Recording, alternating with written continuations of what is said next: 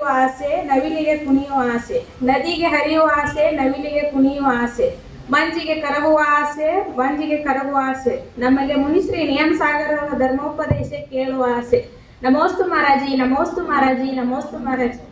ಮಹಾರಾಜಿ ನೀನ್ ಅನಾದಿ ಅನಂತ ಸಾಧಿಸುವಂತದ ಬಗ್ಗೆ ಹೇಳಿರಿ. ಇವತ್ತು ಅದ್ರ ಮುಂದಿನ ಹೇಳ್ಬೇಕಂತ ಹೇಳಿ ಸಮಸ್ತ ಶ್ರಾವಕ ಶ್ರಾವಕಿಯರ ಪರವಾಗಿ ನಿವೇದನೆ ಮಾಡಿಕೊಳ್ತೇನೆ. ನಮೋಸ್ತು ಮಹಾರಾಜಿ, ನಮೋಸ್ತು ಮಹಾರಾಜಿ, ನಮೋಸ್ತು ಮಹಾರಾಜಿ. ನಮಃ ಸಿದ್ಧೇಭ್ಯಃ. ಓಂ ನಮಃ ಸಿದ್ಧೇಭ್ಯಃ. ಮಹಾವೀರ ಭಗವಂತರ ವಾಣಿ ಶ್ರೀ ಗೌತಮ ಗುರು ಕೇಳಿದರು. ದ್ವಾದಶಾಂಗ ಶ್ರುತ ರಚನೆಯ ಮಾಡಿ ಉಪದೇಶಾಮೃತ ನೀಡಿದರು. ಸೂತ್ರನುಗುಣ 24 ಠಾಣೆಯ ಚರ್ಚೆಯ ಮಾಡಲು ಬಯಸುವೆನು. ದೇವಶಾಸ್ತ್ರ ಗುರು ಚರಣವ ವಂದಿಸಿ ಆತ್ಮಿಕ ಸುಖವನ್ನು ಪಡೆಯುವೆನು. ಆತ್ಮಿಕ ಸುಖವನ್ನು ಪಡೆಯುವೆನು. पंच परमेष्टि भगवान की जय. अहिंसा परमो धर्म की जय. आचार्य गुरुवर श्री विद्यासागर मुनि महाराज की जय.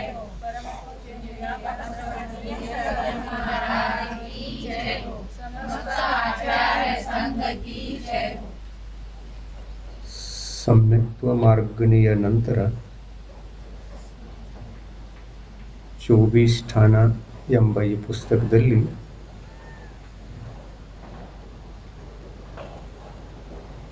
ಸೈನಿ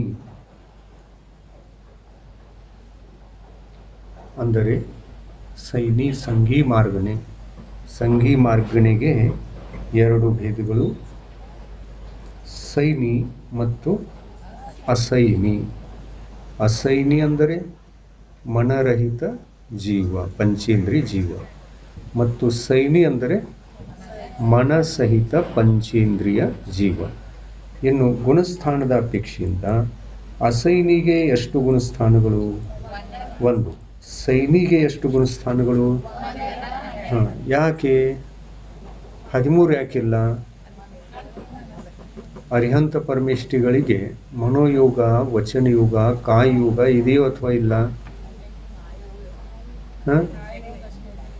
ನೋಡಿ, ಇದೇ ಇಲ್ಲ. ಅರ್ಹಂತ ಪರಮೇಷ್ಠಿಗಳಿಗೆ ಮನೋಯೋಗವೂ ಇದೆ, ವಚನ ಯೋಗವೂ ಇದೆ, ಕಾಯಯೋಗವೂ ಇದೆ. ಆದರೆ ಮನೋಯೋಗದಲ್ಲಿ ದ್ರವ್ಯ ಮನೋಯೋಗ ಇದೆ, ಭಾವ ಮನೋಯೋಗ ಇಲ್ಲ. ಭಾವ ಮನೋಯೋಗದ ಸಂಬಂಧ ಕ್ಷಾಯೋಪಶಮಿಕ ಜ್ಞಾನಗಳ ಜೊತೆಯಲ್ಲಿ ಇರ್ತದೆ. ಎಲ್ಲಿ ಕ್ಷಾಯೋಪಶಮಿಕ ಜ್ಞಾನವಿದೆಯೋ ಅಲ್ಲಿ ಮಾತ್ರ ಇರ್ತದೆ. ಕ್ಷಾಯಿಕ ಜ್ಞಾನದ ಸಂಗಡ ಭಾವ ಮನೋಯೋಗದ ಅಸ್ತಿತ್ವ ಇರುವುದೇ ಇಲ್ಲ. ಅರಿಹಂತ ಪರಮೇಷ್ಠಿಗಳಿಗೆ ದ್ರವ್ಯಮನ ಇದೆ. ದ್ರವ್ಯಮನ ಎಲ್ಲಿರ್ತದೆ? ಶರೀರದ ಪ್ರದೇಶಗಳಲ್ಲಿ ಇರ್ತದೆ. ಶರೀರದಲ್ಲಿಯೇ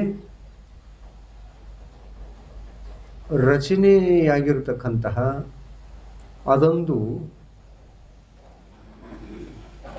ಕಮಲಾಕಾರ ರೂಪದಲ್ಲಿ, ಅಷ್ಟದಳ ಕಮಲಾಕಾರ ರೂಪದಲ್ಲಿ ಇರುವಂತಹ ರಚನೆ ಹೆಸರೇ ದ್ರವ್ಯಮನ. ಈ ದ್ರವ್ಯಮನ ಮನೋವರ್ಗಣೆಗಳಿಂದ ರಚಿತವಾಗಿರ್ತದೆ. ಶರೀರ ಔದಾರಿಕ ವರ್ಗಣೆಗಳಿಂದ ಹೇಗೆ ರಚಿತವಾಗಿದೆಯೋ ಅದೇ ಥರ ದ್ರವ್ಯ ಮನಸ್ಸಿನ ರಚನೆ ಯಾಗಬೇಕು ಅಂತಂದರೆ ಯಾವುದರಿಂದ ಆಗ್ತದೆ? ಮನೋವರ್ಗಣೆಗಳಿಂದ ರಚಿತವಾಗ್ತದೆ. ಮನೋವರ್ಗಣೆಗಳನ್ನು ಗ್ರಹಣೆ ಮಾಡಿಕೊಂಡು ಮನಸ್ಸಿನ ರಚನೆಯನ್ನು ಈ ಜೀವ ಮಾಡಿಕೊಳ್ಳುತ್ತದೆ, ಆತ್ಮ ಮಾಡಿಕೊಳ್ತಾನೆ. ಆದರೆ ಈ ದ್ರವ್ಯಮನ ಇರುವಂತಹ ಸ್ಥಾನ ಯಾವುದು ಅಂತಂದರೆ ಶರೀರದ ಹೃದಯ ಸ್ಥಾನದಲ್ಲಿ ಅದು ರಚಿತವಾಗಿ ಇರುತ್ತದೆ. ಇದೇ ಕಾರಣದಿಂದ ನಮ್ಮ ಜಿನ ಪ್ರತಿಮೆಗಳಿಗೆಲ್ಲ ಆ ಹೃದಯ ಸ್ಥಾನದಲ್ಲಿ ಆ ದ್ರವ್ಯ ಮನಸ್ಸಿನ ರಚನೆಯನ್ನ ತೋರಿಸಿಕೊಡ್ತಾರೆ. ಅದು ವ್ಯರ್ಥ ಅಲ್ಲ. ಕೆಲವೊಬ್ಬರು ಅಜ್ಞಾನಿಗಳು ಏನು ತಿಳ್ಕೊಳ್ತಾರೆ ಅಂತಂದ್ರೆ ಅದು ಹಾಗಿರಬಾರ್ದು ಅಂತ. ಏನಿರಬಾರ್ದು? ಹೃದಯ ಸ್ಥಾನದಲ್ಲಿ ಮಾಡಿರ್ತಾರಲ್ಲ ಚಿನ್ನ, ಕಮಲಾಕಾರದ ಚಿನ್ನ, ಎಲ್ಲ ಪ್ರತಿಮೆಗಳಿಗೆ ಅದು ಇರಬೇಕು. ಅದು ಯಾವುದರ ಪ್ರತೀಕ ಅಂತಂದ್ರೆ ಅದು ಶರೀರದಲ್ಲಿರ್ತಕ್ಕಂತಹ ದ್ರವ್ಯ ಮನಸ್ಸಿನ ಪ್ರತೀಕ. ಅದರ ಆಕಾರ ಅಷ್ಟದಳ ಕಮಲಾಕಾರ. ಅದಕ್ಕಾಗಿ ತೋರಿಸಿರ್ತಾರೆ. ಅದು ಶಾಸ್ತ್ರೋಕ್ತ ಪದ್ಧತಿಯಿಂದ ತೋರಿಸಿರುವಂತಹ ವಿಷಯ. ಅಷ್ಟದಳ ಕಮಲಾಕಾರವಾಗಿ ಹೃದಯ ಸ್ಥಾನದಲ್ಲಿ ಅದನ್ನ ತೋರಿಸಿರ್ತಾರೆ. ಯಾವ ಪ್ರತಿಮೆಗಳಿಗೆ ಅದನ್ನು ತೋರಿಸುವುದೇ ಇಲ್ಲ ಅದು ಸಿದ್ಧ ಪ್ರತಿಮೆ ಅಂತ ಅನಿಸ್ಕೊಳ್ಬಹುದು. ಸಿದ್ಧ ಪ್ರತಿಮೆ, ಅರ್ಹಂತರ ಪ್ರತಿಮೆ ಅಲ್ಲ. ಆಮೇಲೆ ಮಂದಿರದಲ್ಲಿ ನಾವು ಸ್ಥಾಪಿಸುವಂತಹ ಈ ಜಿನಮೂರ್ತಿಗಳೆಲ್ಲ ಸಿದ್ಧ ಪ್ರತಿಮೆಗಳು ಅಥವಾ ಅರ್ಹಂತ ಪ್ರತಿಮೆಗಳು? ಅರಿಹಂತ ಪ್ರತಿಮೆಗಳು. ಅರಿಹಂತ ಪ್ರತಿಮೆಗಳು ಅಂತಂದ್ರೆ ಎಂಥ ಅರ್ಹಂತ ಪರಮೇಷ್ಠಿಯೇ ಇರಲಿ, ತೀರ್ಥಂಕರಾಗಿರ್ತಕ್ಕಂಥ ಅರ್ಹಂತರೇ ಆಗಿರಲಿ, ಸಾಮಾನ್ಯ ಮುನಿಗಳು ಕೂಡ ಕೇವಲ ಜ್ಞಾನವನ್ನು ಹೊಂದಿ ಅವರು ಕೂಡ ಒಂದು ಅರ್ಹಂತ ಅವಸ್ಥೆಗೆ ಹೋಗಿದ್ದಾರೆ ಅಂತಂದ್ರೆ ಅವರ ಹೃದಯ ಸ್ಥಾನದಲ್ಲೂ ಕೂಡ ಅದು ಇದ್ದೇ ಇರ್ತದೆ, ಎಲ್ಲರಿಗೂ ಇರ್ತದೆ. ಸಂಗೀ ಪಂಚೇಂದ್ರಿಯ ಅಂದ ಮೇಲೆ ಯಾರಿಗೆ ಕೇವಲ ಜ್ಞಾನ ಆದ್ರೆ ಏನು? ಎಲ್ಲರಿಗೂ ಇರ್ತದೆ. ಈ ದ್ರವ್ಯ ಮನಸ್ಸಿನ ರಚನೆ ಎಲ್ಲರಿಗೂ ಇರ್ತದೆ. ಶರೀರ ಸ್ಥಾನದಲ್ಲಿ ಇರುತ್ತದೆ, ಆತ್ಮಸ್ಥಾನದಲ್ಲಿ ಅಲ್ಲ, ಶರೀರ ಸ್ಥಾನದಲ್ಲಿ. ದ್ರವ್ಯ ಅಂದ್ರೆ ಬಾಹ್ಯ ಆಯ್ತಲ್ಲ, ಆತ್ಮ ಪ್ರದೇಶಗಳನ್ನು ಬಿಟ್ಟು ಬಾಹ್ಯ ಪ್ರದೇಶಗಳಲ್ಲಿ ಶರೀರದಲ್ಲಿ ಇದು ಇರುತ್ತದೆ. ಆಮೇಲೆ ಇದು ಯಾವುದಕ್ಕೆ ಇರ್ತದೆ ಅಂತಂದ್ರೆ ಭಾವ ಮನಸ್ಸಿನ ಉತ್ಪತ್ತಿಗಾಗಿ ಇದು ಸಹಾಯತೆಯನ್ನ ಮಾಡುವಂತಹ ದ್ರವ್ಯಮನ ಸಹಾಯತೆಯನ್ನ ಮಾಡ್ತದೆ. ಮನಸ್ಸಿನಿಂದ ನಾವು ಏನು ಮಾಡ್ತೀವಿ? ಚಿಂತನೆ ಮಾಡ್ತೀವಿ. ಮನಸ್ಸಿನಿಂದ ಚಿಂತನೆ ಮಾಡ್ತೀವಿ. ನಮಗೆ ಮನ ಇದೆ ಅಂತಂದ್ರೆ ನಾವು ಸಂಘೀ ಪಂಚೇಂದ್ರಿಯ. ಮನ ಇದೆ ಅಂತ ತಕ್ಷಣ ನಾವು ಸಂಘೀ ಪಂಚೇಂದ್ರಿಯ ಮನುಷ್ಯರು. ಆಮೇಲೆ ಮನ ನಮಗೆ ಛದ್ಮಸ್ಥವಸ್ಥೆಯಲ್ಲಿ ಎರಡೂ ಇರ್ತದೋ ಅಥವಾ ಒಂದೇ ಇರ್ತದೆಯೋ?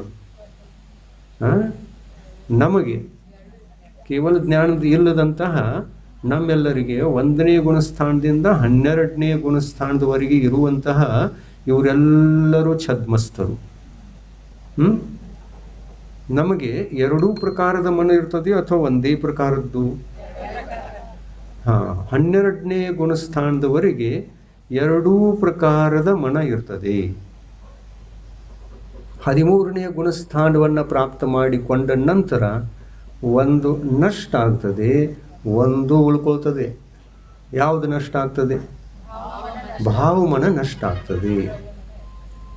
ಭಾವ ಮನಸ್ಸಿನ ಅಸ್ತಿತ್ವ, ಭಾವಮನದ ಅಸ್ತಿತ್ವ ಯಾವ ಜ್ಞಾನದ ಸಂಗಡ? ಯಾವ ಜ್ಞಾನ ವಿಚಾರವನ್ನು ಮಾಡ್ತದೆಯೋ ಆ ಜ್ಞಾನದ ಸಂಗಡ ಇದರ ಸಂಬಂಧ ಇದೆ. ನಾವು ಮನಸ್ಸಿನಿಂದ ವಿಚಾರವನ್ನು ಮಾಡ್ತೀವಿ, ಮನಸ್ಸಿನಿಂದ ವಿಚಾರ ಮಾಡ್ತೀವಿ. ಮನಸ್ಸಿನಿಂದ ವಿಚಾರ ಮಾಡ್ತೀವಿ ಅಂದ ಮೇಲೆ ಭಾವ ಮನಸ್ಸಿನಿಂದ ವಿಚಾರ ಆಗ್ತದೆ, ದ್ರವ್ಯ ಮನಸ್ಸಿನಿಂದ ಅಲ್ಲ. ವಿಚಾರ ಮಾಡುವ ಶಕ್ತಿ ಯಾವುದಕ್ಕಿದೆ? ಭಾವ ಮನಸ್ಸಿಗೆ. ದ್ರವ್ಯ ಮನಸ್ಸಿಗೆ ಏನಿದೆ?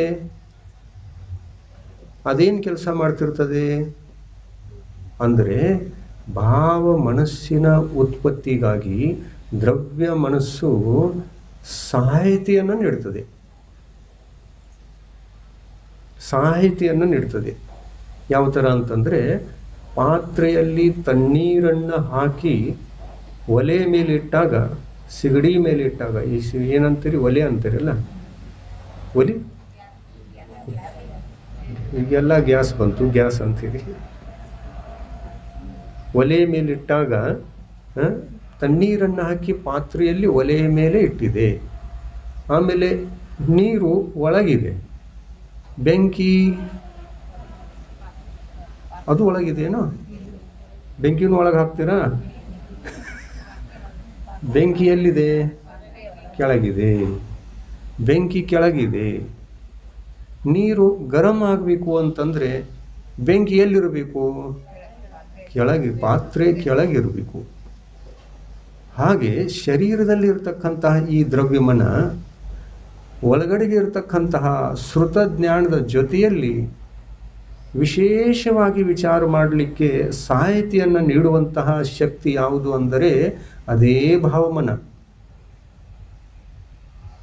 ಭಾವಮನ ದ್ರವ್ಯ ಶ್ರುತಕ್ಕೆ ಸಹಾಯತೆಯನ್ನು ನೀಡ್ತದೆ.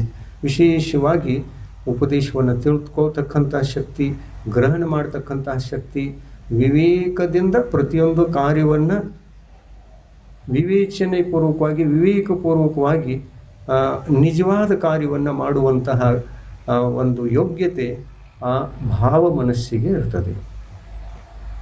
ಎಲ್ಲಿ ಭಾವಮನ ಇದೆಯೋ ಅಲ್ಲಿ ದ್ರವ್ಯಶ್ರುತ ಇದ್ದೇ ಇದೆ, ದ್ರವ್ಯಶ್ರುತ ಜ್ಞಾನ ಇದ್ದೇ ಇದೆ. ಮತ್ತು ಎಲ್ಲಿ ದ್ರವ್ಯಮನ ಇದೆ ಆದರೆ ಭಾವಮನ ಇಲ್ಲ ಅನ್ನುವಾಗ ಯಾವ ಜ್ಞಾನ ಇರ್ತದೆ? ಕೇವಲ ಜ್ಞಾನ ಇರ್ತದೆ. ಅದಕ್ಕಾಗಿ ನಾವು ಏನು ತಿಳ್ಕೋಬೇಕು? 13ನೇ ಮತ್ತು 14ನೇ ಗುಣಸ್ಥಾನದಲ್ಲಿ ಇರುವಂತಹ ಅರಿಹಂತ ಪರಮಿಷ್ಠಿಗಳು ದ್ರವ್ಯ ಮನಸ್ಸಿನಿಂದ ಯುಕ್ತವಾಗಿರುತ್ತಾರೆ. ಯಾಕೆಂತಂದರೆ ಶರೀರ 13ರಲ್ಲಿಯೂ ಇದೆ ಮತ್ತು 14ನೇ ಗುಣಸ್ಥಾನದಲ್ಲಿಯೂ ಕೂಡ ಇದೆ. ಈ ರೀತಿ ದ್ರವ್ಯಮನ ಅನ್ನತಕ್ಕಂಥದ್ದು ಶರೀರಕ್ಕೆ ಸಂಬಂಧಪಡುವಂಥದ್ದು ಮತ್ತು ಭಾವಮನ ಅನ್ನತಕ್ಕಂಥದ್ದು ಶ್ರುತ ಜ್ಞಾನಕ್ಕೆ, ಒಳ ಆತ್ಮ ಪ್ರದೇಶದಲ್ಲಿರ್ತಕ್ಕಂಥ ಜ್ಞಾನಾವರ್ಣಿ ಕರ್ಮಗಳ ಕ್ಷಯೋಪಶಮದಿಂದ, ಶ್ರುತ ಜ್ಞಾನಾವರ್ಣಿ ಕರ್ಮಗಳ ಕ್ಷಯೋಪಶಮದಿಂದ ಉಂಟಾಗತಕ್ಕಂತಹ ಯಾವ ಜ್ಞಾನಶಕ್ತಿ ಇದೆ ಆ ಜ್ಞಾನಶಕ್ತಿಗೂ ವಿಶೇಷವಾಗಿ ಹೇಯೋಪಾದೇಯ, ಯಾವುದು ಹೇಯ ಯಾವುದು ಉಪಾದೇಯ ಅನ್ನುವಂಥ ವಿವೇಕ ಬುದ್ಧಿಯನ್ನು ಹುಟ್ಟಿಸುವಂತಹ ಶಕ್ತಿ ಭಾವಮನಕ್ಕೆ ಇರ್ತದೆ. ಈ ಭಾವಮನ ಸಮ್ಯಕ್ ದರ್ಶನವನ್ನು ಪ್ರಾಪ್ತ ಮಾಡಿಕೊಳ್ಳಬೇಕು ಅಂತಂದರೆ ಇದು ಬೇಕೇ ಬೇಕು. ಮತ್ತು ಎಲ್ಲಿ ಭಾವಮನ ಸಿಕ್ಕಿರ್ತದೆಯೋ ಯಾವ ಜೀವಿಗೆ, ಆ ಜೀವಿಗೆ ದ್ರವ್ಯಮನ ಅಂತೂ ಸಿಕ್ಕಿರ್ತದೆ. ಆದರೆ ಯಾರಲ್ಲಿ ದ್ರವ್ಯಮನ ಇದೆಯೋ ಅವರಿಗೆ ಭಾವಮನ ಇರಲೂಬಹುದು, ಇರದೇನೂ ಇರಬಹುದು. ಇರಲೂಬಹುದು ಅಂತಂದ್ರೆ ಯಾವ ಗುಣಸ್ಥಾನದವರೆಗೆ ಇರಬಹುದು? 12ನೇ ಗುಣಸ್ಥಾನದವರೆಗೆ ಇರಬಹುದು. ಇನ್ನು ಇರುವುದಿಲ್ಲ ಅನ್ನುವಂಥ ಗುಣಸ್ಥಾನಗಳೆಷ್ಟು? 13 ಮತ್ತು 14. ಈ 14ನೇ ಗುಣಸ್ಥಾನದ ಅಯೋಗ ಕೇವಲಿ ಸರ್ವಜ್ಞ ಭಗವಂತರು ಮುಕ್ತಿಯನ್ನು ಪ್ರಾಪ್ತ ಮಾಡಿಕೊಂಡಾಗ, 8 ಕರ್ಮಗಳನ್ನು ಕ್ಷಯ ಮಾಡಿಕೊಂಡಾಗ ಯಾವ ಪರಮಿಷ್ಠಿ ಆಗ್ತಾರೆ? ಸಿದ್ಧ ಪರಮಿಷ್ಠಿ ಆಗ್ತಾರೆ. ಆಮೇಲೆ ಸಿದ್ಧ ಪರಮಿಷ್ಠಿಗಳ ಆ ಒಂದು ಅವರಲ್ಲೂ ಕ್ಷಾಯಿಕ ಜ್ಞಾನ ಇದೆ, ಅರಿಹಂತರಲ್ಲೂ ಕ್ಷಾಯಿಕ ಜ್ಞಾನ ಇದೆ. ಆದರೆ ಒಬ್ಬರಿಗೆ ಶರೀರ ಇದೆ, ಮತ್ತೊಬ್ಬರಿಗೆ ಶರೀರ ಇಲ್ಲ ಅಂತನ್ನುವಾಗ ಈ ದ್ರವ್ಯಮನ ಸಿದ್ಧ ಪರಮಿಷ್ಠಿಗಳಿಗಿದೆ ಏನು? ಯಾಕೆ ಇಲ್ಲ? ಶರೀರ ಇಲ್ಲ. ಶರೀರವೇ ಇಲ್ಲ ಅಂದ ಮೇಲೆ ದ್ರವ್ಯಮನ ಎಲ್ಲಿಂದ ಬರುವುದೇ ಇಲ್ಲ. ಅಂದರೆ ಸಿದ್ಧ ಪರಮಿಷ್ಠಿಗಳು ದ್ರವ್ಯಮನದಿಂದ ಮತ್ತು ಭಾವಮನದಿಂದ ಎರಡರಿಂದ ರಹಿತರು. ನೆನ್ಪಿಟ್ಕೋತಿರಲ್ಲ ಈ ವಿಷಯ. ಸಿದ್ಧ ಪರಮಿಷ್ಠಿಗಳು ಎರಡೂ ಮನದಿಂದ ರಹಿತರು. ಆದರೆ ಅರಿಹಂತ ಪರಮಿಷ್ಠಿಗಳು ಎರಡೂ ಮನಗಳಿಂದ ಸಹಿತರು, ಒಂದು ಮನದಿಂದ ಸಹಿತರು. ಆದರೆ 12ರಿಂದ ಕೆಳಗಿನ ಎಲ್ಲ ಗುಣಸ್ಥಾನಗಳಲ್ಲಿ ಎರಡೂ ಮನಗಳಿಂದ ಸಹಿತರಾಗಿರುತ್ತಾರೆ ಎಲ್ಲ ಸಂಸಾರಿ ಜೀವಿಗಳು. ಆದರೆ ಎಂಥವರು? ಸೌಜ್ಞಿ ಪಂಚೇಂದ್ರಿಯ ಇದ್ದಂಥ ತ್ರಿರ್ಯಂಚಗತಿಯ ಜೀವಿಗಳು ಯಾವ್ಯಾವ ಬರ್ತಾವೆ ನೋಡ್ರಿ. ತ್ರಿರ್ಯಂಚಗತಿಯಲ್ಲಿ ಮನರಹಿತ ಮನಸಹಿತ ಎರಡೂ ಪ್ರಕಾರವಾಗಿವೆ. ಎರಡೂ ಪ್ರಕಾರದ ಜೀವಿಗಳಿವೆ. ಮನಸಹಿತನೂ ಇವೆ, ಮನರಹಿತನೂ ಇವೆ. ಆದರೆ ಉಳಿದ ಗತಿಗಳಲ್ಲಿ ಮನುಷ್ಯ, ದೇವ, ನಾರಕಿ ಈ ಗತಿಗಳಲ್ಲಿ ಎರಡೂ ಒಂದೇನು?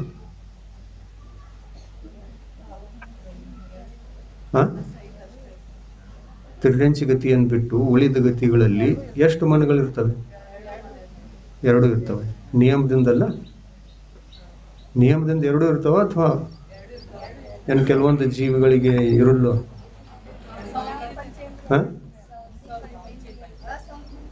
ಅಸೌಜ್ಞಿ ಪಂಚೇಂದ್ರಿಯ ಯಾವ ಗತಿಯ ಜೀವಿಗಳು ಇವು? ತಿರ್ಯಂಚ ಗತಿಯ ಜೀವಿಗಳು. ಆ ತಿರ್ಯಂಚ ಗತಿಯನ್ನು ಬಿಟ್ಟ ಉಳಿದ ಗತಿಗಳಲ್ಲಿ ಮನ ಸಿಕ್ಕಿಲ್ಲ ಅನ್ನುವಂತಹ ಜೀವಿಗಳು ಇರ್ತವೇನೋ? ಇಲ್ಲ. ನಿಯಮದಿಂದ ಸಂಘಿ ಪಂಚೇಂದ್ರಿಯ. ಮನುಷ್ಯ ಗರ್ಭಜ ಮನುಷ್ಯನಾಗಿದ್ದರು ಮತ್ತು ಸಮೂರ್ಛನ ಮನುಷ್ಯನಾಗಿದ್ದರು, ಅದು ಸಂಘಿ ಪಂಚೇಂದ್ರಿಯ. ಸಂಘಿ ಪಂಚೇಂದ್ರಿಯ. ದೇವತೆಗಳು ಸಂಘಿ ಪಂಚೇಂದ್ರಿಯ. 2 ಪ್ರಕಾರದ ಮನ ಇದೆ. ನಾರ್ಕಿ ಜೀವಿಗಳು ಅವು ಸೌಜ್ಞಿ ಪಂಚೇಂದ್ರಿಯ. 2 ಪ್ರಕಾರದ್ದಿದೆ. ಇದನ್ನ ಲಕ್ಷ್ಯದಲ್ಲಿ ಇಟ್ಕೊಳ್ಳಿ. ಅಸೌಜ್ಞಿ ಪಂಚೇಂದ್ರಿಯ ಜೀವಗಳ ಅಸ್ತಿತ್ವ ಯಾವ ಗತಿಯಲ್ಲಿ ಮಾತ್ರ ಇದೆ? ತಿರ್ಯಂಚ ಗತಿಯಲ್ಲಿ ಮಾತ್ರ ಇದೆ ಅನ್ನೋದನ್ನ ಲಕ್ಷ್ಯದಲ್ಲಿ ಇಟ್ಕೋಬೇಕು. ಇಲ್ಲ ಅಂತಂದ್ರೆ ಏನಾಗ್ತದೆ? ದೇವತೆಗಳು ಸೌಜ್ಞಿನೋ ಅಸೌಜ್ಞಿನೋ ಅಂತ ಪ್ರಶ್ನೆ. ಗೊತ್ತಿಲ್ಲ ಅಂತಂದ್ರೆ ಬರೋದೇ ಅಲ್ಲ.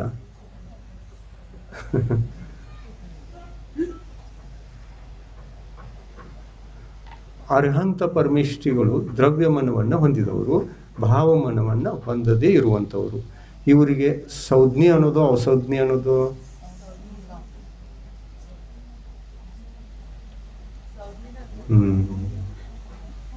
ಅಂದ್ಬಿಡ್ರಿ ಅನ್ರ ಒಂದು.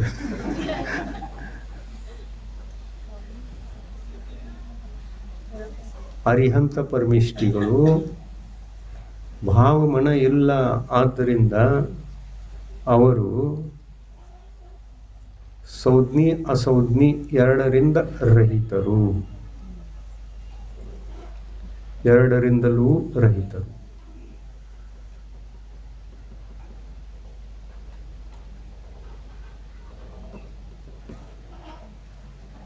ಇಷ್ಟು ತಿಳಿತಾ ವಿಷಯ? ಸೌಜ್ಞಿ ಅಸೌಜ್ಞಿ ಮಾರ್ಗನೆಗೆ ಇರುವಂತ ಇದು ವಿಷಯ. ಇನ್ನು ಮುಂದಿನ ಮಾರ್ಗಣೆಯನ್ನ ಸ್ವಲ್ಪ ತಿಳ್ಕೊಳ್ಳೋಣ. ಯಾವ ಮಾರ್ಗಣೆ ಇದು? ಆಹಾರಕ ಮಾರ್ಗಣೆ. ಇದಕ್ಕೆ ಗುಣಸ್ಥಾನಗಳು ಎಷ್ಟು?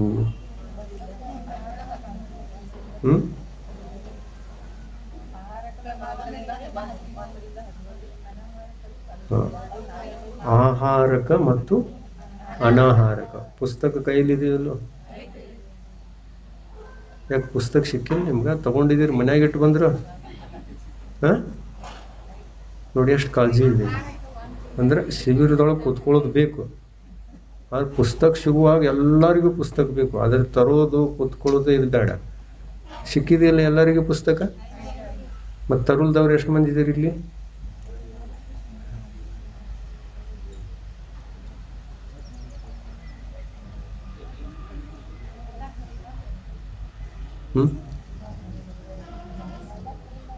ನೀವು ಪುಸ್ತಕ ತಕೊಂಡಿಲ್ಲ?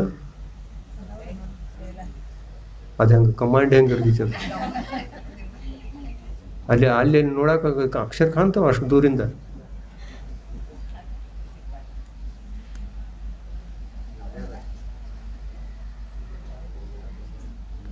ಎಷ್ಟು ಕಾಳಜಿ ಇತ್ತು ನೋಡ್ರಲ್ಲ.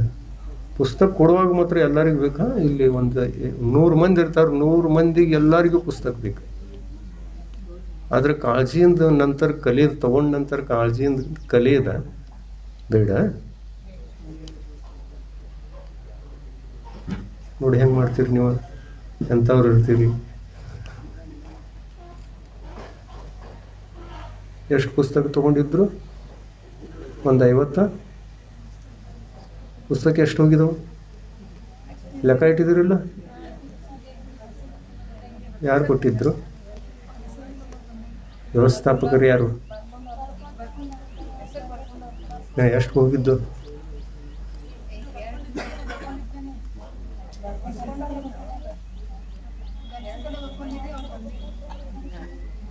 ಎಷ್ಟು ಹೋಗಿದ್ದು ಸಂಖ್ಯಾ ಗೊತ್ತಿಲ್ಲೇನು?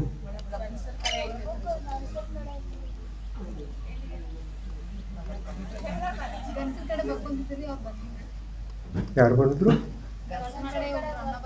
ಯಾರವ್ರ? ಎಷ್ಟು ಕೊಟ್ಟಿದ್ದೀರಿ? ಕೊಟ್ಟವ್ರು ಯಾರು?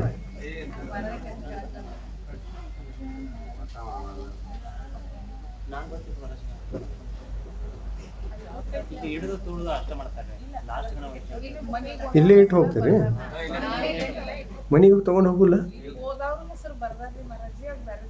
ಮತ್ತೆ ಬಾಯ್ಪೇಟ್ ಹೆಂಗೆ ಮಾಡವ್ರು ಓದು ಅದಾವು?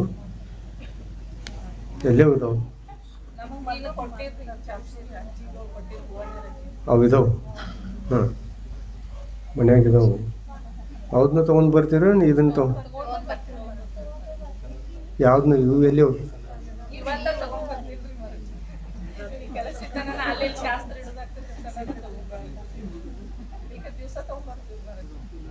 ಮನ್ಯಾಗಿದ್ರೆ ಮನ್ಯಾಗ ತಗೊಂಡ್ ಬರ್ಬೇಕು. ಹಾಂ,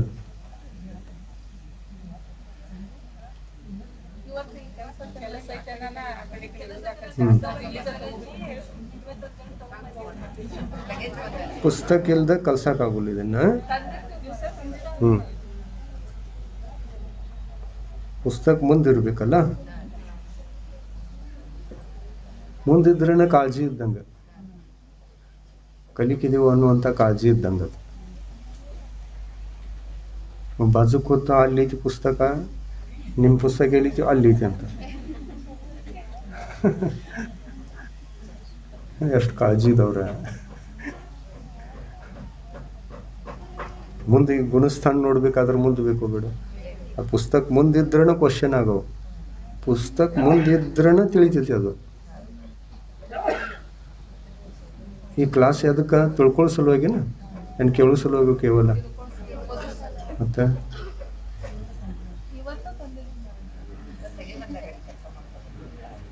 ಇವತ್ತ ತಂದಿಲ್ಲ, ಇವತ್ತು ಸಿಕ್ ಹಾಕೊಂಡ್ರಿ ಇಲ್ಲಿ.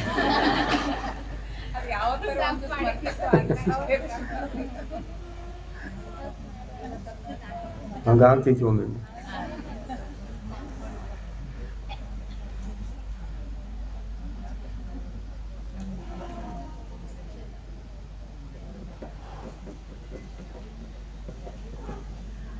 ಆಹಾರಕ ಮಾರ್ಗನೇ ಎಷ್ಟನೇದ್ದು?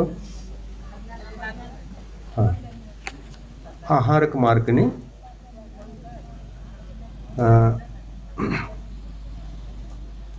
ನಂಬರ್ ಯಾವುದು? 14ನೇ. ಇಲ್ಲಿಂದ ಮಾರ್ಗಣೆಗಳೆಲ್ಲ ಮುಗಿತವೆ. ಇದು ಕೊನೆಯ ಮಾರ್ಗಣೆ, ಆಹಾರಕ ಮಾರ್ಗಣೆ. ಆಹಾರಕ ಅಂದ್ರೆ ಏನು? ಆಹಾರಕ, ಅನಾಹಾರಕ ಎರಡು ಶಬ್ದಗಳಿವೆ. ಆಹಾರಕ ಅಂತಂದರೆ ಶರೀರದ ರಚನೆಗಾಗಿ ಯಾವ ಪುದ್ಗಲ ಪರಮಾಣುಗಳನ್ನು ನಾವು ಗ್ರಹಣೆ ಮಾಡ್ತೀವಿ, ಯಾವ ಶರೀರದ ರಚನೆಗೆ ಯೋಗ್ಯವಾಗಿರತಕ್ಕಂತಹ ಪುದ್ಗಲ ವರ್ಗಣೆಗಳನ್ನು ಗ್ರಹಣ ಮಾಡ್ತೀವಿ. ಪರಮಾಣು ಅಂದರೆ ಪರಮಾಣು ಆಯಿತು, ವರ್ಗಣೆ ಅಂದರೆ ಏನಾಯಿತು? ಅನೇಕ ಪರಮಾಣುಗಳ ಸಮುದಾಯಕ್ಕೆ ವರ್ಗಣೆ ಅಂತ ಹೇಳ್ತಾರೆ. ಶರೀರದ ರಚನೆಯಾಗಬೇಕು ಅಂತಂದರೆ ಪರಮಾಣುಗಳ ರೂಪವಾಗಿ ಗ್ರಹಣ ಮಾಡಲ್ಲ ಯಾರು, ಯಾವ ಜೀವಿಗಳು, ವರ್ಗಣೆಗಳ ರೂಪದಲ್ಲಿ ಗ್ರಹಣ ಮಾಡ್ತಾರೆ. ಹೋದ ತಕ್ಷಣ ಎಲ್ಲಿ ಹುಟ್ಟೋದಿದೆಯಲ್ಲ, ಅಲ್ಲಿ ಹೋದ ತಕ್ಷಣ ಶರೀರದ ರಚನೆಯ ಕಾರ್ಯಕ್ರಮ ಶುರು ಆಗ್ತದೆ. 6 ಪರ್ಯಾಪ್ತಿಗಳನ್ನು ಗ್ರಹಣೆ ಮಾಡುವುದರ ಮುಖಾಂತರ. ಆಹಾರ ಪರ್ಯಾಪ್ತಿ ಮೊದಲನೆಯದು. ಆಹಾರ ಪರ್ಯಾಪ್ತಿ ಅಂತಂದರೆ ಶರೀರಕ್ಕೆ ಯೋಗ್ಯವಾಗಿರತಕ್ಕಂತಹ ಆಹಾರ ವರ್ಗಣೆಗಳನ್ನು ಗ್ರಹಣೆ ಮಾಡೋದು. ಅದಕ್ಕೆ ಎಷ್ಟು ಸಮಯ ಹಿಡಿತದೆ? ಅಂತರ್ಮುಹೂರ್ತ. ಆಹಾರ ಪರ್ಯಾಪ್ತಿಯನ್ನು ಪೂರ್ಣಗೊಳಿಸಲಿಕ್ಕೆ ಅಂತರ್ಮುಹೂರ್ತದಲ್ಲಿ ಎಷ್ಟು ಆಹಾರ ಬೇಕು ಆ ಜೀವ ಗ್ರಹಣ ಮಾಡ್ಕೊಂಡು ಬಿಟ್ಟಿರ್ತಾನೆ. ಆಹಾರ ಪರ್ಯಾಪ್ತಿ ಆದ ನಂತರ ಶರೀರ ಪರ್ಯಾಪ್ತಿ. ಆ ಆಹಾರ ವರ್ಗಣೆಗಳಿಂದಲೇ ಶರೀರನ್ನ ರಚನೆ ಮಾಡಿಕೊಳ್ತಾನೆ. ಈ ಶರೀರದ ರಚನೆ ಮಾಡಿಕೊಳ್ಳಿಕ್ಕೆ, ಈ ಪರ್ಯಾಪ್ತಿ ಪೂರ್ಣವಾಗಲಿಕ್ಕೆ ಸ್ವಲ್ಪ ಸಮಯ ಅಧಿಕ ಆಗ್ತದೆ. ಇದಕ್ಕಿಂತ ದುಪ್ಪಟ್ಟು 2 ಅಂತರ್ಮುಹೂರ್ತ. ಇದಕ್ಕೆ 1 ಅಂತರ್ಮುಹೂರ್ತ ಹಚ್ಚಿದ್ರೆ ಅದಕ್ಕೆ 2 ಅಂತರ್ಮುಹೂರ್ತ, ಇದಕ್ಕೆ 2 ಹಚ್ಚಿದ್ರೆ ಮುಂದಿಂದಕ್ಕೆ 4 ಅಂತರ್ಮುಹೂರ್ತ. ಡಬಲ್ 1, 2, 4, 8, 6 ಪರ್ಯಾಪ್ತಿಗಳಿವೆ. ಡಬಲ್ ಸಮಯ ಹಿಡಿತದೆ. ಈ ಥರ ಆಹಾರಕ ಅಂದರೆ ಶರೀರ ಯೋಗ್ಯ ಪುದ್ಗಲ ಪರಮಾಣುಗಳನ್ನು, ವರ್ಗಣೆಗಳನ್ನು ಗ್ರಹಣೆ ಮಾಡುವಂತಹ ಕಾರ್ಯಕ್ಕೆ ಆಹಾರಕ ಅಂತಾರೆ. ಆಹಾರಕ ಎಲ್ಲಿ ಈ ಕಾರ್ಯ ನಡೆದಿದೆಯೋ, ಗ್ರಹಣ ಮಾಡತಕ್ಕಂಥ ಕಾರ್ಯ ನಡೆದಿದೆಯೋ ಅದು ಆಹಾರಕ.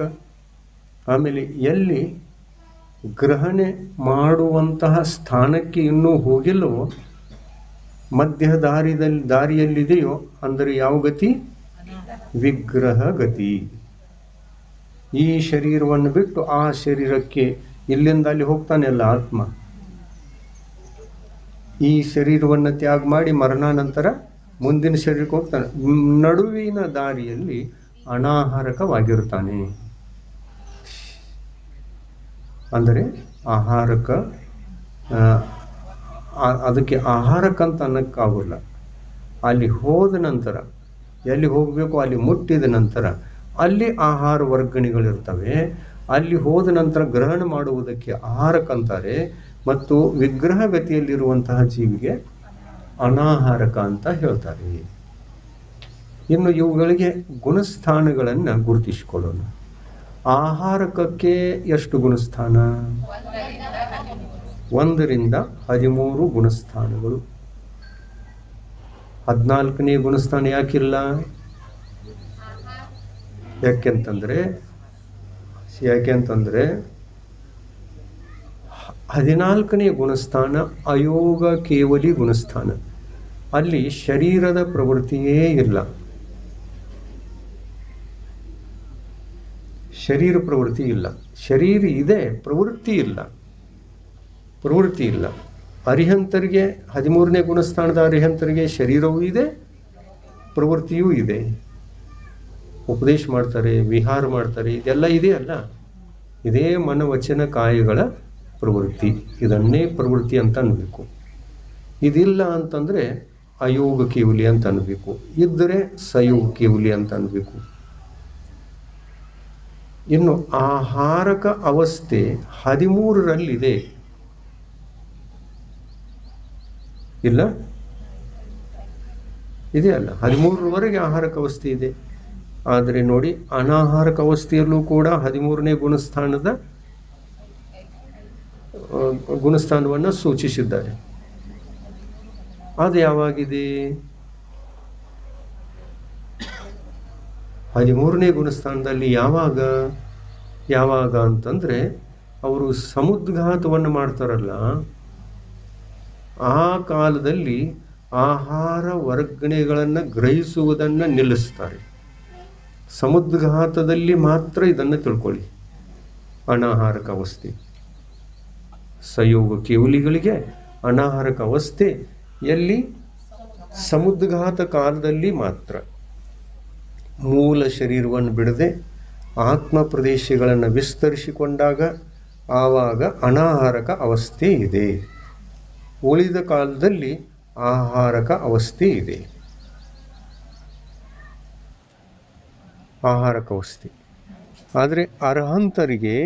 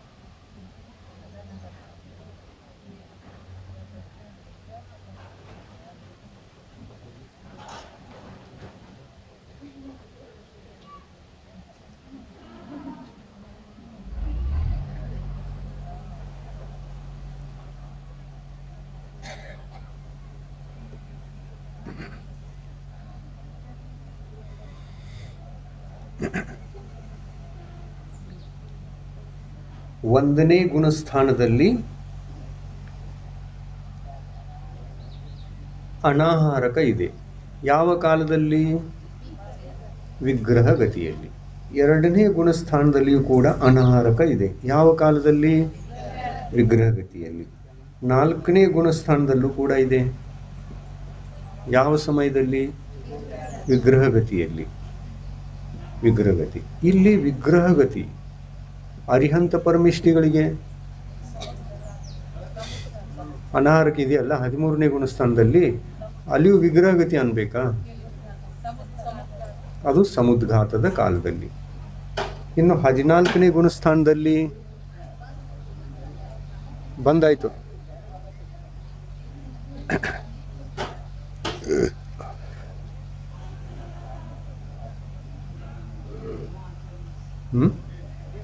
ವಿಗ್ರಹಗತಿಯಲ್ಲಿ ಸಂಸಾರಿ ಜೀವಿಗಳಿಗೆಲ್ಲ ಅನಾಹಾರಕ ಅವಸ್ಥೆ ಯಾವಾಗ ಅಂತಂದ್ರೆ ವಿಗ್ರಹಗತಿಯಲ್ಲಿ. ವಿಗ್ರಹಗತಿಯಲ್ಲಿ ಹೋಗುವಂತಹ ಜೀವಿಗಳು ಯಾವ್ಯಾವು ಅಂತಂದ್ರೆ, ಮರಣವನ್ನ ಯಾವ ಗುಣಸ್ಥಾನದಲ್ಲಿ ಮಾಡ್ಕೊಳ್ತೇವೆ ಆ ಗುಣಸ್ಥಾನದಿಂದ ನಿಯಮವಾಗಿ ವಿಗ್ರಹಗತಿನೂ ಇರ್ತದೆ. 1ನೇ ಗುಣಸ್ಥಾನದಲ್ಲಿ ಜೀವ ಸಾಯಿತು, ಬಾಲ್ ಮರಣ ಮಾಡಿಕೊಂಡಿತು ಅಂತಂದಾಗ ಅದೇ ಗುಣಸ್ಥಾನ ಪೂರ್ವಕ ಆ ಗುಣಸ್ಥಾನ ಸಹಿತವಾಗಿ ವಿಗ್ರಹಗತಿಯಲ್ಲಿ ಪ್ರವೇಶ ಮಾಡಿ ಅಲ್ಲಿ ಹೋಗಿ ಮುಟ್ತಾನೆ, ಎಲ್ಲಿ ಜನ್ಮ ತಾಳೋದಿದೆ ಆ ಗತಿಯಲ್ಲಿ. ಆ ಗತಿಗೆ ಹೋಗ್ತಾನೆ.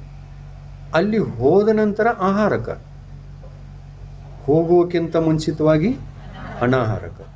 ಅಲ್ಲಿ ಹೋಗಿ ಮುಟ್ಟಿದ್ದಾನೆ ಅಂತಂದ್ರೆ ಮುಟ್ಟಿದ ತಕ್ಷಣವೇ 6 ಪರ್ಯಾಪ್ತಿಗಳನ್ನು ಗ್ರಹಣ ಮಾಡುವಂತಹ ಕಾರ್ಯ ಪ್ರಾರಂಭವಾಯಿತು. ಅದಕ್ಕಾಗಿ ಆಹಾರ ಪರ್ಯಾಪ್ತಿ, ಶರೀರ ಪ್ರಾಪ್ತಿ, ಇಂದ್ರಿಯ ಪರ್ಯಾಪ್ತಿ, ಶ್ವಾಸೋಚ್ಛ್ವಾಸ ಪರ್ಯಾಪ್ತಿ, ಭಾಷಾ ಪರ್ಯಾಪ್ತಿ ಮತ್ತು ಮನಃ ಪರ್ಯಾಪ್ತಿ, ಈ 6 ಪರ್ಯಾಪ್ತಿಗಳನ್ನು ಏಕಕಾಲಕ್ಕೆ ಒಮ್ಮೆ ಶುರು ಮಾಡ್ಕೊಳ್ತಾನೆ. 6 ಪರ್ಯಾಪ್ತಿಗಳನ್ನು ಏಕಕಾಲಕ್ಕೆ ಶುರು ಮಾಡ್ಕೊಳ್ತಾನೆ. ಎಲ್ಲ ಒಮ್ಮೆ ಶುರು ಆಗುತ್ತೆ. ಆದರೆ ಪೂರ್ಣ ಆಗೋದು ಕ್ರಮೇಣ. ಮೊದಲು ಯಾವ್ದು ಪೂರ್ಣ ಆಗ್ತದೆ? ಆಹಾರ ಪರ್ಯಾಪ್ತಿ. ಆಮೇಲೆ ಯಾವ್ದು ಪೂರ್ಣ ಆಗ್ತದೆ? ಈ ಥರ ಕ್ರಮೇಣ ಪೂರ್ಣ ಆಗ್ತವೆ 6 ಪರ್ಯಾಪ್ತಿಗಳು. ಪ್ರಾರಂಭ ಎಲ್ಲ ಪರ್ಯಾಪ್ತಿಗಳದ್ದು ಪ್ರಾರಂಭ ಒಂದೇ ಸಲ ಆಗ್ತದೆ, ಪೂರ್ಣ ಕ್ರಮೇಣ ಆಗ್ತದೆ. ಈ ಥರ ಅಲ್ಲಿ ಹೋದ ನಂತರ ಆಹಾರಕ, ಆಮೇಲೆ ಅಲ್ಲಿ ಹೋದ ನಂತರ ಆಹಾರಕ, ಪರ್ಯಾಪ್ತಿಗಳನ್ನು ಪೂರ್ಣ ಮಾಡಿಕೊಂಡ ನಂತರ ಆಹಾರಕ. ಇನ್ನು ಇಡೀ ಜೀವನ ಎಷ್ಟು ಇದೆ? ದೇವಗತಿಯಲ್ಲಿ ಹೋಗಿದ್ರೆ 33,000 ರೂಪಮ, 33,000 ರೂಪಮದವರೆಗೆ ಆಹಾರಕ ಅನ್ಬೇಕು, ಅನಾಹಾರಕ ಅನ್ಬೇಕು? ಆಹಾರಕ. ಆಮೇಲೆ ಅಲ್ಲಿಂದ ಆಯುಷ್ಯ ಮುಗಿಯಿತು, ಇನ್ನು ಮತ್ತೆ ವಿಗ್ರಹ ಗತಿಯಿಂದ ಹೋಗ್ಬೇಕಲ್ಲ ಎಲ್ಲಾದ್ರೂ ಯಾವುದೇ ಗತಿಗೆ. 7ನೇ ನರಕದಿಂದ ಬರುವಂತಹ ನಾರ್ಕಿ ಜೀವ ನಿಯಮದಿಂದ ತಿರ್ಯಂಚಿ ಗತಿಗೇನೆ ಬರ್ತದೆ. ಮನುಷ್ಯ ಆಗುಲ್ಲ, ಮತ್ತೆ ಯಾವ ಗತಿನೂ ಇಲ್ಲ. ತಿರ್ಯಂಚಿ ಗತಿ ಒಂದೇ. 7ನೇ ನರಕದಿಂದ ಹೊರಟಂತಹ ಮರಣ ಮಾಡಿಕೊಂಡು ಬರುವಂತಹ ಜೀವ ತಿರ್ಯಂಚಿ ಗತಿಗೆ ಮಾತ್ರ ಬರ್ತಾನೆ. ಆಮೇಲೆ ಮತ್ತೆ ಒಂದು ಸಲ ನರಕಕ್ಕೆ ಹೋಗ್ತಾನೆ.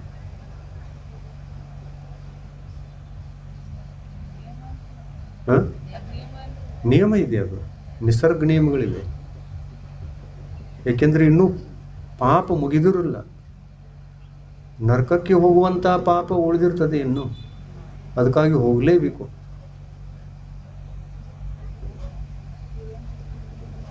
ಈ ನಿಸರ್ಗದ ನಿಯಮಗಳು. ತಿರ್ಯಂಚಿಗತಿಗೆ ಬರ್ತಾನೆ. ಆಮೇಲೆ ಬರುವಾಗ ವಿಗ್ರಹಗತಿ, ಆವಾಗ ಆಹಾರಕವೋ ಅನಾಹಾರಕ. ಆಮೇಲೆ ಯಾವ ಗತಿಗೆ ಬರ್ತಾನೆ? ತಿರ್ಯಂಚಿಗತಿ. ತಿರ್ಯಂಚಿಗತಿಯಲ್ಲಿ ಬಂದು ಏನಾಗಿ ಹುಟ್ಟುತ್ತಾನೆ? ಯಾವ ತಿರ್ಯಂಚಿಯಾಗಿ ಹುಟ್ಟುತ್ತಾನೆ? ಸಂಘಿ ಪಂಚೇಂದ್ರಿಯ ಪರ್ಯಾಯದಲ್ಲಿ ಮಾತ್ರ ಹುಟ್ಟುತ್ತಾನೆ ವಿನಃ ದ್ವೀಂದ್ರಿಯ, ತೇನೇಂದ್ರಿಯ, ಏಕೇಂದ್ರಿಯ ಇಂಥ ಪರ್ಯಾಯಗಳಲ್ಲಿ ಹುಟ್ಟು ಇಲ್ಲ ಯಾವ ಜೀವಿಗೆ? 7ನೇ ನರಕದಲ್ಲಿ ಮರಣ ಮಾಡಿಕೊಂಡಿರ್ತಕ್ಕಂತಹ ಜೀವಿಗೆ. 6ನೇ ನರಕದಿಂದ ಬರುವಂಥವರು ಮನುಷ್ಯಗತಿಗೂ ಬರ್ಬೋದು, ತಿರ್ಯಂಚಿಗತಿಗೂ ಹೋಗ್ಬೋದು. ಉಳಿದ ಎಲ್ಲ ನರಕಗಳಲ್ಲಿ 5, 4, 3, 1ನೇ ನರಕ ಇಲ್ಲಿಂದ ಸಾಯುವಂಥ ಜೀವಿಗಳು ಎರಡೂ ಗತಿಗೆ ಬರ್ಬೋದು. ಆದರೆ 7ನೇ ನರಕದಿಂದ ಸತ್ತಿದ್ದಾನೆ ಅಂತಂದ್ರೆ ಕೇವಲ ತಿರ್ರೆಂಚಿ ಗತಿಗೆ ಬರ್ತಾನೆ. ಅದರಲ್ಲೂ ಏನಾಗ್ತಾನೆ? ಸಂಜ್ಞಿ ಪಂಚೇಂದ್ರಿಯ. ಆಮೇಲೆ 1ನೇ ನರಕದಿಂದ 7ನೇ ನರಕದವರೆಗೆ ಇರುವಂಥ ಆ ನಾಲ್ಕೇ ಜೀವಿಗಳು ಆಯಾ ನರಕದಲ್ಲಿ ಮರಣ ಮಾಡಿಕೊಂಡು ಎಷ್ಟು ಗತಿಗಳಿಗೆ ಬರ್ತವೆ? 2 ಗತಿ, ತಿರ್ರೆಂಚಿ ಗತಿ ಮತ್ತು ಮನುಷ್ಯ ಗತಿ. 2 ಗತಿಗೆ ಬರ್ತವೆ. ಏನಾಗಿ ಹುಟ್ಟುತ್ತವೆ? ಮನುಷ್ಯ ಗತಿಗೆ ಬಂದಿವೆ ಅಂತಂದ್ರೆ ಸಂಜ್ಞಿ ಪಂಚೇಂದ್ರಿಯ. ತಿರ್ರೆಂಚಿ ಗತಿಗೆ ಬರುವುದಾದ್ರೆ ಸಂಜ್ಞಿ ಪಂಚೇಂದ್ರಿಯ. ಯಾವ ನರಕದಿಂದ ಬಂದ್ರೂ ಕೂಡ ಸಂಜ್ಞಿ ಪಂಚೇಂದ್ರಿಯ ತಿರ್ರೆಂಚಾಗಿ ಜನ್ಮ ತಾಳ್ತವೆ. ಇದು ನಿಯಮ. ಆದರೆ ದೇವಗತಿಯಿಂದ ಮರಣ ಹೊಂದಿ ಬರುವಂತಹ ದೇವತೆಗಳು ಎಷ್ಟು ಗತಿಗಳಲ್ಲಿ ಜನ್ಮ ತಾಳ್ತಾರೆ? 2 ಗತಿಗಳಲ್ಲಿ, ಮನುಷ್ಯ ಗತಿ ಮತ್ತು ತಿರ್ರೆಂಚಿ ಗತಿ. ತಿರ್ರೆಂಚಿ ಗತಿಯಲ್ಲಿ ಬರ್ತಾ ಇದ್ದಾರೆ ಅಂತಂದ್ರೆ ಎಂಥ ತಿರ್ರೆಂಚಿಗಳಾಗಿ ಜನ್ಮ ತಾಳಬಹುದು? ಸಂಜ್ಞಿ ಪಂಚೇಂದ್ರಿಯ ಅಷ್ಟೇ ಹೇಳಬೇಕು ಅಥವಾ ಇನ್ನೂ ಏನಾದರೂ ಇದೆಯೋ? ಏನ್ ನಿಯಮ ಇದೆ? ದೇವತೆಗಳು ತಿರ್ರೆಂಚ ಗತಿಗೆ ಬರುವುದಾದ್ರೆ ಸಂಜ್ಞಿ ಪಂಚೇಂದ್ರಿಯ ತಿರ್ರೆಂಚರಾಗಿಯೇ ಹುಟ್ಟುತ್ತಾರೆ ಅನ್ನುವಂಥ ನಿಯಮ ಇಲ್ಲ. ನೋಡ್ರಿ, ಒಳ್ಳೆಯ ಸ್ಥಾನದಿಂದ ಬರುವಂಥವರು ವನಸ್ಪತಿ ಗಿಡ ಮರಗಳಾಗಿಯೂ ಹುಟ್ಟಬಹುದು, ಏಕೇಂದ್ರಿಯ ಅವಸ್ಥೆಗೆ ಬಂದು ಹುಟ್ಟಬಹುದು. ಆದರೆ ಮಿಥ್ಯಾದೃಷ್ಟಿ ದೇವ ಪರ್ಯಾಯದ ದೇವತೆಗಳು. ಮಿಥ್ಯಾದೃಷ್ಟಿ 1ನೇ ಗುಣಸ್ಥಾನದಲ್ಲಿ ಮರಣ ಹೊಂದಿದ್ದಾರೆ ಅಂದಾಗ, 4ನೇ ಗುಣಸ್ಥಾನದಲ್ಲಿ ಮರಣ ಹೊಂದಿದ್ದರೆ ಅವರು ನಿಯಮದಿಂದ ಮನುಷ್ಯರಾಗಿ ಹುಟ್ಟುತ್ತಾರೆ. ಮಿಥ್ಯಾದೃಷ್ಟಿ ಅವಸ್ಥೆಯಲ್ಲಿ ಮರಣ ಹೊಂದಿದ್ದಾರೆ ಅಂತಂದ್ರೆ ಅವರು ಏಕೇಂದ್ರಿಯ ಆಗ್ಬಹುದು, ದ್ವಿಂದ್ರಿಯ ಆಗ್ಬಹುದು, ತೀನೇಂದ್ರಿಯ ಆಗ್ಬಹುದು, ಚತುರೇಂದ್ರಿಯ, ಪಂಚೇಂದ್ರಿಯ, ಸಂಜ್ಞಿ, ಅಸಂಜ್ಞಿ ಇಂಥ ಪರ್ಯಾಯಗಳಲ್ಲಿ ಜನ್ಮ ತಾಳಬಹುದು. ಏಕೇಂದ್ರಿಯದಲ್ಲಿ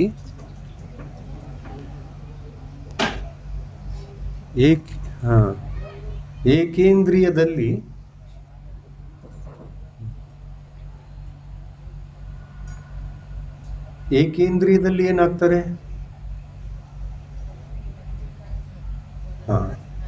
ಅಗ್ನಿಕಾಯಿಕ ಮತ್ತು ವಾಯುಕಾಯಿಕ ಈ ಪರ್ಯಾಯದಲ್ಲಿ ಜನ್ಮ ತಾಳುವುದಿಲ್ಲ. ಎರಡರಲ್ಲಿಲ್ಲ. ಪೃಥ್ವಿ ಕಾಯಿಕ ಆಗ್ಬಹುದು, ವನಸ್ಪತಿ ಕಾಯಿಕ ಆಗ್ಬಹುದು ಮತ್ತು ಜಲಕಾಯಿಕ ಆಗ್ಬಹುದು. ಆದರೆ ವಾಯುಕಾಯಿಕ ಮತ್ತು ಅಗ್ನಿಕಾಯಿಕ ಏಕೇಂದ್ರಿಯ ಜೀವಿಯಾಗಿ ಯಾವ ದೇವತೆಗಳೂ ಕೂಡ ಜನ್ಮ ತಾಳುವುದಿಲ್ಲ. ಇದಂಥ ನಿಯಮ, ಅದಂಥದ್ದೇ ನಿಯಮ. ಹೇಗಿದೆಯೋ ಹಾಗೆ, ಹೇಗಿದೆ ಹಾಗೆ ತಿಳ್ಕೊಳ್ಬೇಕಷ್ಟೇ. ಅದನ್ನ ದೇವಗತಿಯಿಂದ ಮರಣ ಹೊಂದಿದ ದೇವತೆಗಳು ಏಕೇಂದ್ರಿಯ ಜೀವಿಗಳಾಗಿ ಹುಟ್ಟುತ್ತಾ ಇದ್ದಾರೆ. ನರಕದಿಂದ ಮರಣ ಹೊಂದಿ ತಿರ್ರೆಂಚಿ ಗತಿಗೆ ಬರುವಂತಹ ಜೀವಿಗಳು ಕೇವಲ ಒಂದೇ ಒಂದು ಪರ್ಯಾಯದಲ್ಲಿ ಜನ್ಮ ತಾಳ್ತಾ ಇದ್ದಾರೆ. ಸಂಜ್ಞಿ ಪಂಚೇಂದ್ರಿಯ ತಿರ್ರೆಂಚ ಪರ್ಯಾಯದಲ್ಲಿಯೇ ಮಾತ್ರ ಜನ್ಮ ಇದೆ. ಯಾರು ಒಳ್ಳೆಯವರು? ನರಕದಿಂದ ಬರುವಂತಹವರು ಒಳ್ಳೆಯವರು ಅಥವಾ ದೇವಗತಿಯಿಂದ ಬಂದು ಏಕೇಂದ್ರಿಯ ಆಗೋದು? ನರಕದಿಂದ ಬರುವಂತಹ ಜೀವಿಗಳೇ ಒಳ್ಳೆಯವರು. ಯಾಕೆ ಒಳ್ಳೆಯವರು ಅಂತಂದ್ರೆ ಅದೇನೋ ನರಕದಲ್ಲಿ ಹೋದದ್ದೇ ತಪ್ಪಾಗಿತ್ತಲ್ಲ, ತಪ್ಪು ಮಾಡಿರುವ ಕಾರಣ ತಪ್ಪಾಗಿತ್ತು. ಏನ್ ತಪ್ಪು ಮಾಡಿದ್ರು? ಯಾವುದನ್ನು ಮಾಡಬಾರ್ದು ಅದನ್ನು ಮಾಡಿದ್ರು. ಬಹಳ ತೀವ್ರ ಕರ್ಮ ಕಟ್ಟಿತು. ನರಗತಿ ಕಟ್ಟಿತು, ನರಕಕ್ಕೆ ಹೋದ್ರು. ಆಮೇಲೆ ಆ ಪಾಪ ಕಟ್ಟಿರುವ ಪಾಪದ ಫಲವನ್ನ ಇಡೀ ಜೀವನ ಭೋಗಿಸಿದ್ರು. ಪಶ್ಚಾತ್ತಾಪ ಆಗ್ತಿತ್ತಿಲ್ಲೋ? ನರಕದಾಗ ನಾನು ಪಾಪ ಮಾಡಿ ಇಲ್ಲಿ ಬಂದೆ ಅಂತ ಅಲ್ಲಿ ಹೋದ ನಂತರ ಪಶ್ಚಾತ್ತಾಪ ಆಗ್ತಿತ್ತು ಇಲ್ಲೋ? ಎಂಥ ಜೀವಿಯಾಗಿದ್ದರೂ ಕೂಡ, ಮಿಥ್ಯಾದೃಷ್ಟಿಯೇ ಇರಲಿ, ಸಮ್ಯಕ್ ದೃಷ್ಟಿಯೇ ಇರಲಿ, ಅಲ್ಲಿ ಎಂಥ ಜೀವಿ ಇದ್ರೂ ಕೂಡ ಅದಕ್ಕೆ ಪಶ್ಚಾತ್ತಾಪ ಅನ್ನೋದು ಇದ್ದೇ ಇರ್ತದೆ. ದುಃಖ ಪ್ರಾಪ್ತವಾದಾಗ ಜೀವಿಗೆ ಪಶ್ಚಾತ್ತಾಪ ಆಗ್ತದೆ. ಆದರೆ ಅಪರಾಧಗಳನ್ನು ಮಾಡುವಾಗ ಪಶ್ಚಾತ್ತಾಪ ಇರುವುದಿಲ್ಲ. ಇನ್ನು ಅಪರಾಧಗಳನ್ನು ಮಾಡುವಾಗ ಪಶ್ಚಾತ್ತಾಪ ಯಾರಿಗಿರ್ತದೆ ಅಂತಂದ್ರೆ, ಯಾರಿಗೆ ಪಾಪ ಪುಣ್ಯ ಅನ್ನುವಂಥದ್ದು ಗೊತ್ತಿದೆಯಲ್ಲ, ಇದು ಪಾಪ ಕಾರ್ಯ, ಇದು ಪುಣ್ಯ ಕಾರ್ಯ, ಇದು ಒಳ್ಳೆಯ ಕಾರ್ಯ, ಇದು ಕೆಟ್ಟ ಕಾರ್ಯ ಅನ್ನುವಂಥದ್ದು ಗೊತ್ತಿರ್ತದೆ, ಜ್ಞಾನ ಇದೆಯಲ್ಲ, ಅವರು ಹೆದರ್ತಾರೆ, ಪಾಪಕ್ಕೆ ಹೆದರ್ತಾರೆ. ಹೆದರ್ಬೇಕು, ಹೆದರ್ಬಾರ್ದು? ಕೆಲವ್ರು ಏನಂತಾರೆ, ಎಲ್ಲಿ ಪಾಪ ಎಲ್ಲಿ ಪುಣ್ಯ ಯಾರು ನೋಡಿದಾರ ಕಣ್ಣಿಂದ, ಏನ್ರ ಒಂದು ಹೇಳ್ತೀಯಪ್ಪ ಅನ್ನಲ್ವಾ? ಅಂತಾರಿಲ್ವ? ಎಲ್ಲಿ ಪುಣ್ಯ ಎಲ್ಲಿ ಪಾಪ ಯಾರು ನೋಡಿದಾರು ಕಣ್ಣಿಂದ? ಯಾರು ನೋಡಿದರು? ನೋಡವ್ರು ನೋಡಿದಾರಲ್ಲ. ನೋಡವ್ರು ಎಲ್ಲಿದಾರು? ಇದಾರಲ್ಲ ನರಕದಾಗ, ಕಣ್ಣಿಂದ ನೋಡ್ಕದಾರಲ್ಲ ಅವರು. ಮನುಷ್ಯರು ಯಾರಾದರೂ ನರಕದ ಆ ಪಾಪದ ಫಲವನ್ನ ಅಥವಾ ಪಾಪವನ್ನ ಭೋಗಿಸುವಂತಹ ದೃಶ್ಯವನ್ನ ನೋಡಬೇಕು ಅಂತಂದ್ರೆ ಮನುಷ್ಯರಿಗೆ ಸಾಧ್ಯವೇ? ಪಾಪ ಹೇಗಿರ್ತದೆ, ಪಾಪದ ಫಲ ಹೇಗಿರ್ತದೆ ಅನ್ನುವಂಥದ್ದು ಯಾರಾದರೂ ತೋರಿಸಿಕೊಡ್ಲಿಕ್ಕೆ ಸಾಧ್ಯ ಇದೆಯೇನು?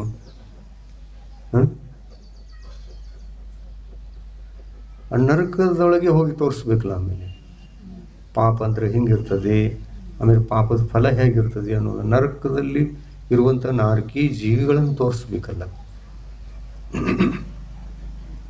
ಕೆಲವೊಬ್ರು ನರಕವನ್ನು ಮನ್ನಿಸುವುದಿಲ್ಲ. ಎಲ್ಲಿದೆ ನರಕ, ಎಲ್ಲಿದೆ ಸ್ವರ್ಗ? ಎಲ್ಲ ಸುಳ್ಳ. ಎಷ್ಟು ಜಲ್ದಿ ಹಾರಿಸಿ ಬಿಡ್ತಾರೆ ನೋಡ್ರಿ, ಎಲ್ಲ ಸುಳ್ಳ. ಅಂದ್ರೆ ಇವ್ರು ಹೇಗೆ ಹೇಳ್ತಾರಂತಂದ್ರೆ, ನರಕ ಸ್ವರ್ಗ ಇದೆಲ್ಲ ಇಲ್ಲ ಅನ್ನುವಂಥದ್ದನ್ನ ಇವ್ರು ಸ್ವತಃ ಹೇಳ್ತಾ ಇದ್ದಾರೆ ಅಂದಮೇಲೆ ಇವರೆಲ್ಲ 3 ಲೋಕ ಎಲ್ಲ ಸುತ್ತಾಡಿ ಬಂದಿದ್ದಾರೆ. ಎಲ್ಲಿ ಸಿಗ್ಲಿಲ್ಲ ಇವ್ರಿಗೆ ನರಕ, ಎಲ್ಲ ಸುತ್ತಾಡಿ ಬಂದಿರಬೇಕು. ಸುತ್ತಾಡಿ ಬಂದಾಗ ಹೇಳೋದು ಸಾಧ್ಯ ಇದೆಯಲ್ಲ, ಎಲ್ಲಿ ಸಿಗಲಿಲ್ಲಲ್ಲ, ಅದಕ್ಕಾಗಿ ಎಲ್ಲಿದೆ ನರಕ ಹಿಂಗೆ ಯಾವಾಗ ಹೇಳಬೇಕು? ಎಲ್ಲ ಸುತ್ತಾಡಿ ಸಿಗದೇ ಇರುವಾಗ ಹೇಳ್ಬೇಕು. ಇದನ್ನ ಏನು ನೋಡಿಲ್ಲ ಬಿಟ್ಟಿಲ್ಲ, ನರಕ ಎಲ್ಲಿದೆ ಸ್ವರ್ಗ ಎಲ್ಲಿದೆ ಅಂತ ಹಾರಿಸಿ ಬಿಟ್ಟು ಅದನ್ನ ಆ ವಿಷಯವನ್ನ ಪುನಃ ಪಾಪದಲ್ಲಿ ತೊಡಗ್ತಾರಲ್ಲ, ಎಂಥವರೇ ಆ ಗತಿಯಲ್ಲಿ ಜನ್ಮ ತಾಳ್ತಾರೆ. ಸ್ವಚ್ಛಂದಿರ್ತಾರಲ್ಲ, ಸ್ವಚ್ಛಂದಿರ್ತಾರೆ. ಇಂಥವರಿಗೆ ಪಾಪ ಇದೆ, ನರಕವೂ ಇದೆ ಅನ್ನೋದು ಗೊತ್ತಾಗ್ತದೆ ಇಲ್ಲೋ? ಇಂದಿಲ್ ನಾಳೆ ಆಗ್ತದೆ. ಯಾವಾಗ ಈ ಅಪರಾಧ ಈ ಪಾಪವನ್ನು ಮಾಡಿ ಯಾವಾಗ ಮರಣ ಆಗ್ತದೆಯಲ್ಲ, ಮರಣಾದ ಮರುಕ್ಷಣದಲ್ಲಿಯೇ ನಾವು ನರಕದಲ್ಲಿ ಇದ್ದಿರ್ತೀವಿ. ಮರಣಾದ ಮರುಕ್ಷಣದಲ್ಲಿಯೇ ನಾವು ನರಕದಲ್ಲಿ ಇದ್ದಿರ್ತೀವಿ. ನರಕ ಏನು ಅನ್ನೋದು ಗೊತ್ತಾಗ್ತದೆ. ಅಲ್ಲಿ ಆ ನರಕದ ಭೂಮಿಯನ್ನ ಸ್ಪರ್ಶ ಮಾಡಿದಾಗಲೇನೆ ಎಷ್ಟೋ ಕೋಟಿ ಚೇಳುಗಳು ಕಚ್ಚಿದ ನಂತರ ಯಾವ ದುಃಖ ಉತ್ಪನ್ನ ಆಗಬಹುದಲ್ಲ, ಅಷ್ಟು ದುಃಖ ಉತ್ಪನ್ನ ಆ ಭೂಮಿಯನ್ನ ಸ್ಪರ್ಶ ಮಾಡಿದಾಗ ಆಗ್ತದೆ ಅಂತ ಹೇಳ್ತಾರೆ. ಇದ್ದಿರಬೇಕು ಅಂತ ನಾವು ಹೇಳ್ತಾ ಇದ್ದೀವಿ. ಆದರೆ ಎಷ್ಟೋ ಸಲ ನಾವು ಹೋಗಿರಬೇಕು, ನೋಡಿರಬೇಕು. ಆದರೆ ಅದು ನಮ್ಮ ಜ್ಞಾನದಲ್ಲಿ ಇಲ್ಲ, ನಮ್ಮ ಮೆಮೊರಿ ಕಾರ್ಡ್ದಲ್ಲಿ ಎಲ್ಲ ಅದು ಡಿಲೀಟ್ ಆಗಿಬಿಟ್ಟಿದೆ. ನಮ್ಮ ಮೆಮೊರಿ ಕಾರ್ಡ್ದಲ್ಲಿ ಎಷ್ಟು ಡಿಲೀಟ್ ಇದೆಯೋ ಅದು ನೆನಪಿಗೆ ಬರುವುದೇ ಇಲ್ಲ. ಮತ್ತು ಒಂದು ವೇಳೆ ಡಿಲೀಟ್ ಆಗಿಲ್ಲ ಅಂತಂದ್ರೆ ಅದು ನೆನಪಿಗೆ ಬರ್ಬೋದು. ಹಿಂದಿನ ಭವ ನೆನಪಿಗೆ ಬರಲಿಕ್ಕೆ ಶಕ್ಯತೆ ಇದೆ, ಆದರೆ ಡಿಲೀಟ್ ಆಗಿರಬಾರ್ದಷ್ಟೇ. ಸ್ಮೃತಿ ಮರಿತೀವಲ್ಲ ನಾವು. ಮನೆಯೊಳಗೆ ಇಷ್ಟೆಲ್ಲ ಭಾಂಡಿ ಬರ್ತನಗಳನ್ನ ಇಟ್ಟಿರ್ತೀರ ಅಡಿಗೆ ಮನೆಯಲ್ಲಿ, ಕೆಲವೊಮ್ಮೆ ಮರಿತಿರಲ್ಲ ಎಲ್ಲಿ ಇಟ್ಟಿದೀವೋ ಅನ್ನೋದ. ಒಂದೊಂದು ಸಲ ಮರಿತದೆ ಅಥವಾ ಇಲ್ಲ, ಮರ್ತು ಹೋಗ್ತದೆಯಲ್ಲ. ಮರ್ತು ಹೋದ ನಂತರ ಅದ್ರ ಡಿಲೀಟ್ ಆದಾಗ ನಾವು ಹುಡುಕಾಡ್ತೀವಿ, ಇಲ್ಲೇ ಇಟ್ಟಿದ್ದೆಲ್ಲ ಎಲ್ಲಿ ಹೋಯ್ತು, ಇಲ್ಲೇ ಇರಬೇಕು. ಆಮೇಲೆ ಹುಡುಕಿದ ನಂತರ ಅದು ಅಡಿಗೆ ಮನೆಯಲ್ಲಿ ಇರಲಿಲ್ಲ, ಹೊರಗಿನ ಪಡಸಾಲಿ ಒಳಗಿತ್ತು, ಸಿಕ್ತು. ಅಯ್ಯೋ ಇಲ್ಲಿಟ್ಟಿದ್ದು ನೆನಪಿರ್ಲಿಲ್ಲ, ಡಿಲೀಟ್ ಆಗಿತ್ತಲ್ಲ, ಅಷ್ಟು ಸಮಯ ಡಿಲೀಟ್ ಆಯ್ತು. ಆಮೇಲೆ ಪಾತ್ರೆ ಸಿಕ್ಕಾಗ ಅಯ್ಯೋ ನಾ ಈ ಕೆಲಸ ಮಾಡುವಾಗ ಇಲ್ಲಿಟ್ಟಿದ್ದೆ ಅಂತ ನೆನಪಿಗೆ ಬರ್ತದೆ.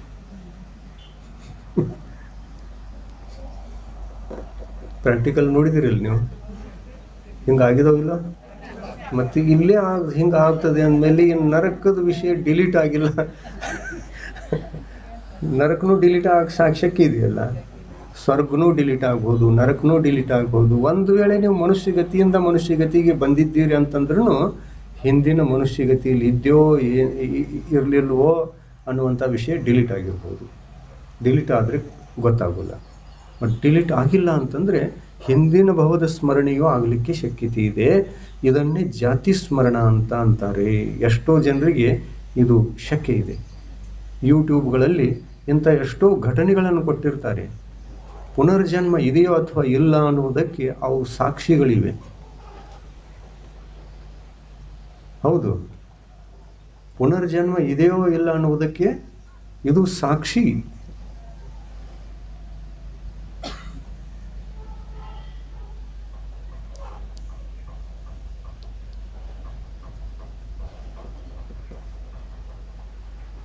ಡಿಲೀಟ್ ಆಗಿಲ್ಲ ಅಂತಂದ್ರೆ ಅದು ಸಾಕ್ಷಿ. ಮತ್ತೆ ಯಾರಿಗೆ ಡಿಲೀಟ್ ಆಗಿರ್ತದೆ ಅಲ್ಲ ಅಂತಹ ಜನಗಳೇ ಈ ತರ ಮಾತಾಡೋದು. ಎಲ್ಲಿದೆ ನರಕ, ಎಲ್ಲಿದೆ ಸ್ವರ್ಗ, ಹೇಗೆ ಹೇಳ್ತೀವಿ ನಾವು ಹಿಂದಿನ ಭಾವದಲ್ಲಿ ಮನುಷ್ಯ ಇದ್ದೆ ಅಂತ, ಎಲ್ಲ ಸುಳ್ಳು ಬಿಡು. ಈ ತರ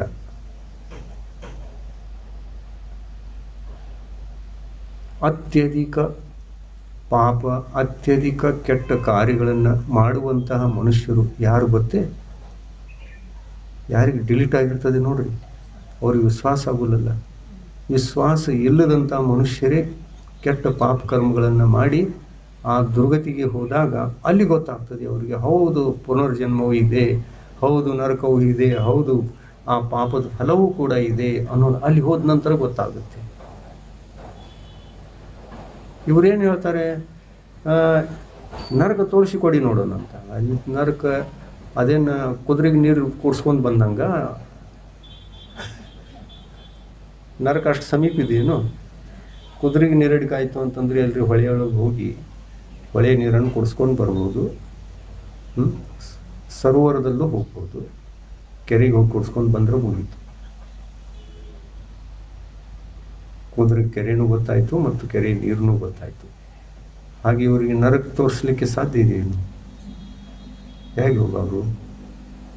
ಯಾವುದಾದ್ರೂ ರಾಕೆಟ್ ಇದೆಯೇನು?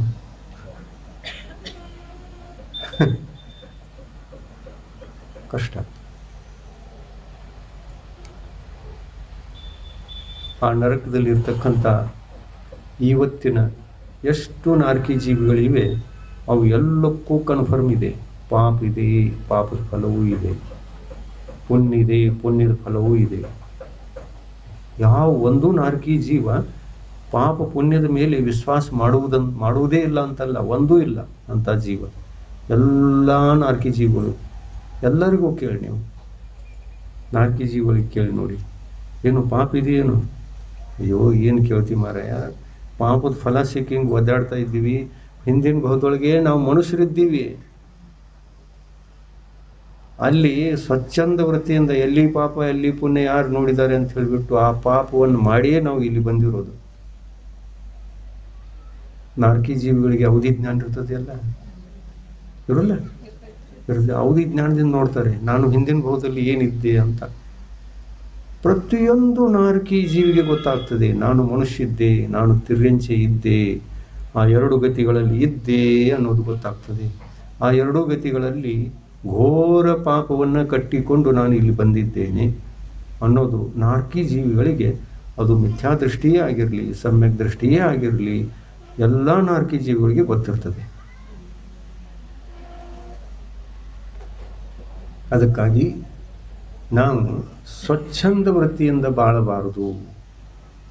ಪಾಪ ಪುಣ್ಯ ಇದೆಯೋ ಇಲ್ಲ ಅಂತ ಕೇಳಿದಾಗ ಇದೆ ಅಂತ ಹೇಳಬೇಕೇ ವಿನಃ ಯಾರು ನೋಡಿದ್ದಾರೆ ಅಂತ ಅನ್ನಬಾರ್ದು. ಬಾಯಿಂದ ಅದೇ ಬರ್ತದೆ.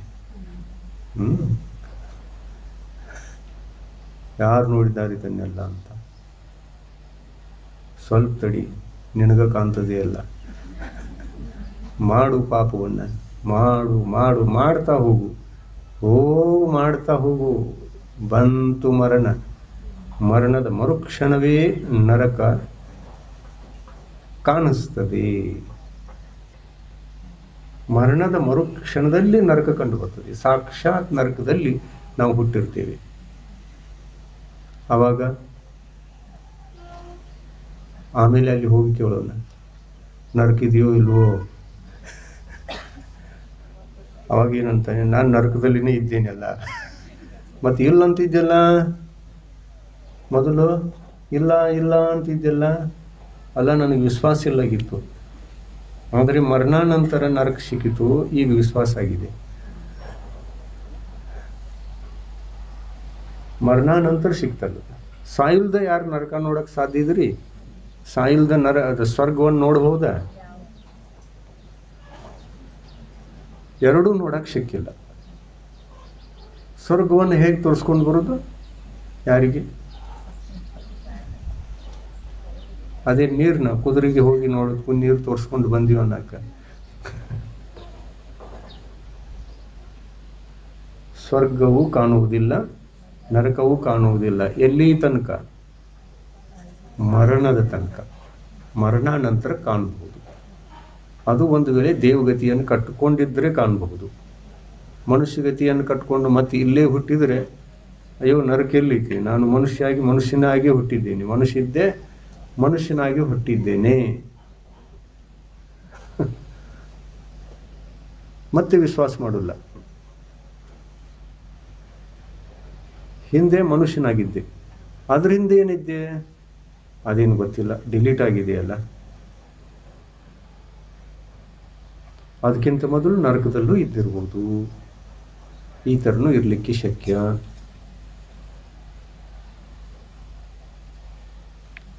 ಆಹಾರಕ ಮಾರ್ಗಣಿಯಲ್ಲಿ ಗುಣಸ್ಥಾನಗಳನ್ನು ಅನಾಹಾರಕಕ್ಕೆ ಯಾವ್ಯಾವ ಗುಣಸ್ಥಾನ?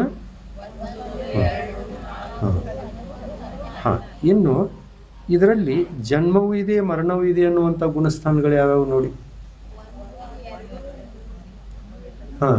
ಹೇಳಿ, ಯಾವ್ಯಾವ?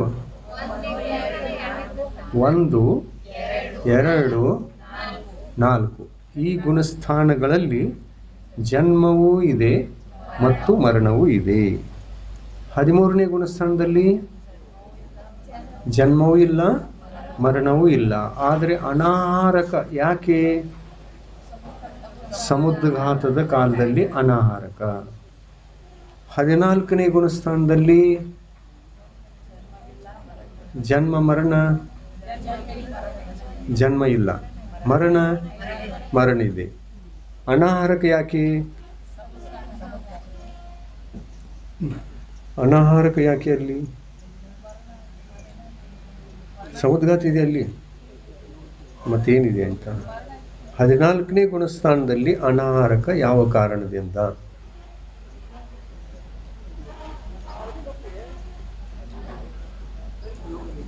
ಯೋಗರಹಿತ.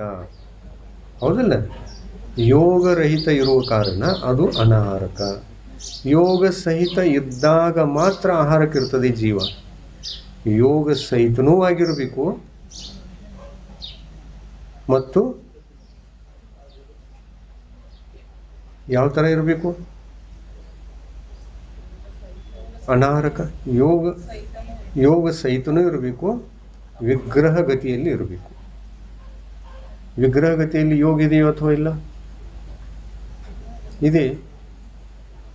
ಆತ್ಮ ಪ್ರದೇಶಗಳ ಹಲನ ಚಲನ ಇಲ್ಲ, ಇಲ್ಲಿಂದ ಅಲ್ಲಿ ಹೊರಟಿದೆ ಅಂದಮೇಲೆ ಯೋಗ ಇದೆಯಲ್ಲ. 14ನೇ ಗುಣಸ್ಥಾನದಲ್ಲಿ ಯೋಗ ಇಲ್ಲ. ಮನೋಯೋಗ, ವಚನ ಯೋಗ, ಕಾಯ ಯೋಗ, ಈ 3 ಯೋಗಗಳು ಅಲ್ಲಿಲ್ಲ. ಈ ಯೋಗಗಳಿಂದ ನಾವು ಆಹಾರ ವರ್ಗಣೆಗಳನ್ನು ಗ್ರಹಣ ಮಾಡ್ತೀವಿ. ಅದು 13ನೇ ಗುಣಸ್ಥಾನದವರೆಗೆ ಶಕ್ಯ. ಯೋಗ ಇದೆಯಲ್ಲ, ಅದಕ್ಕಾಗಿ. ಇನ್ನು ಇಲ್ಲಿ ಯೋಗ ಇಲ್ಲ ಅಂತಂದರೆ ಇಲ್ಲಿ ಅನಾಹಾರಕ ಇದ್ದೇ ಇರ್ತದೆ.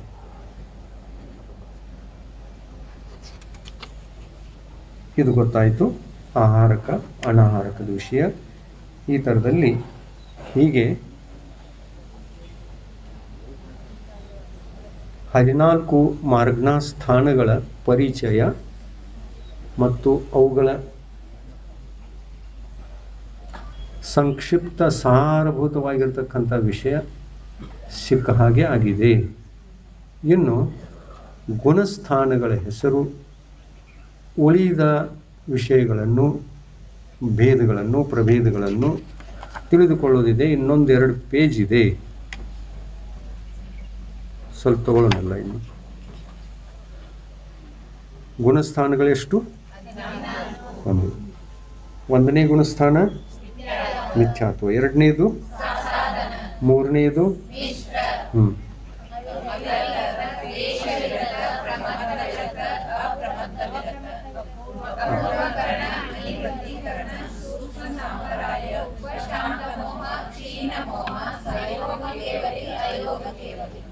ಇವು 14 ಗುಣಸ್ಥಾನಗಳು.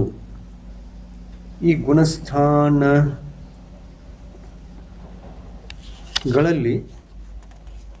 ಸಂಕ್ಷಿಪ್ತವಾಗಿ ಇದರ ವಿಷಯವನ್ನು ಹೇಳಬೇಕು ಅಂತಂದರೆ, ಮಿಥ್ಯಾತ್ವ ಗುಣಸ್ಥಾನದಲ್ಲಿ ಮಿಥ್ಯಾತ್ವ ಕರ್ಮದ ಉದಯ ಇರುವುದರಿಂದ ಇದು ಮಿಥ್ಯಾತ್ವ ಗುಣಸ್ಥಾನ. ಸಾಸಾಧನ ಗುಣಸ್ಥಾನ, ಸಾಸಾಧನ, ಆಸಾಧನೆ ಅಂತಂದರೆ ನಾಶ. ಆಸಾಧನೆಯಿಂದ ಸಹಿತವಾಗುವುದೇ ಸಾಸಾಧನ. ಸಾಧನ, ಆಸಾಧನ ಅಂತಿದೆಯಲ್ಲ, ಸ ಜೋಡಿಸಿದಾಗ, ಸಂಧಿ ಮಾಡಿದಾಗ ಸಾಸಾಧನ ಅಂತ ಆಗ್ತದೆ. ಸಂಧಿ ಮಾಡಿದಾಗ ಈ ಸಂಧಿಗಳೆಲ್ಲ ಗೊತ್ತಲ್ಲ. ಎಲ್ಲಿ ತನಕ ಕಲ್ತಿದ್ದೀರಿ ಸಾಲಿ? ಎಲ್ಲಿ ತನಕ ಕಲ್ತಿದ್ದೀರಿ? ಸಂಧಿ ಅಂದರೆ ಏನು ಗೊತ್ತಲ್ಲ? ಸಂಧಿ ಅಂದರೆ ಏನು? ಸಂಧಿ ಅಂದ್ರೆ ಏನ್ರಿ? ಸಂಧಿ ಮಾಡುವುದು. ಸಂಧ್ಯಾಕಾಲ ಸಂಧಿ. ಸ ಆಸಾಧನೆ, ಸಾಸಾಧನೆ. ಸ ಅನ್ನುವಂಥ ವರ್ಣಾಕ್ಷರವನ್ನು ಆ ಅನ್ನುವಂಥ ಅಕ್ಷರದಿಂದ ಜೋಡಿಸಿದಾಗ ಸದಲ್ಲಿ ಆ ಕೂಡಿದಾಗ ಸಾ ಆಯಿತು. ಇದು ಸಂಧಿ. ಇದು ಸಂಧಿ.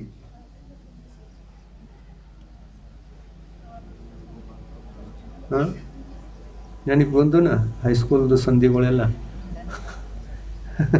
ಏನು ಕಲ್ತಿದ್ರಿಲ್ಲ? ಹೈಸ್ಕೂಲ್ದೊಳಗೆ ಕಲ್ತಿದ್ರಿ ಸಂಧಿ, ಸಮಾಸ, ಛಂದಗಳು ಏನು ಚಂದ ಕಲ್ತಿದ್ರು? ನಾನು ಕಾಪಿ ಮಾಡಿ ಪಾಸ್ ಆಗಿದ್ದೀರ?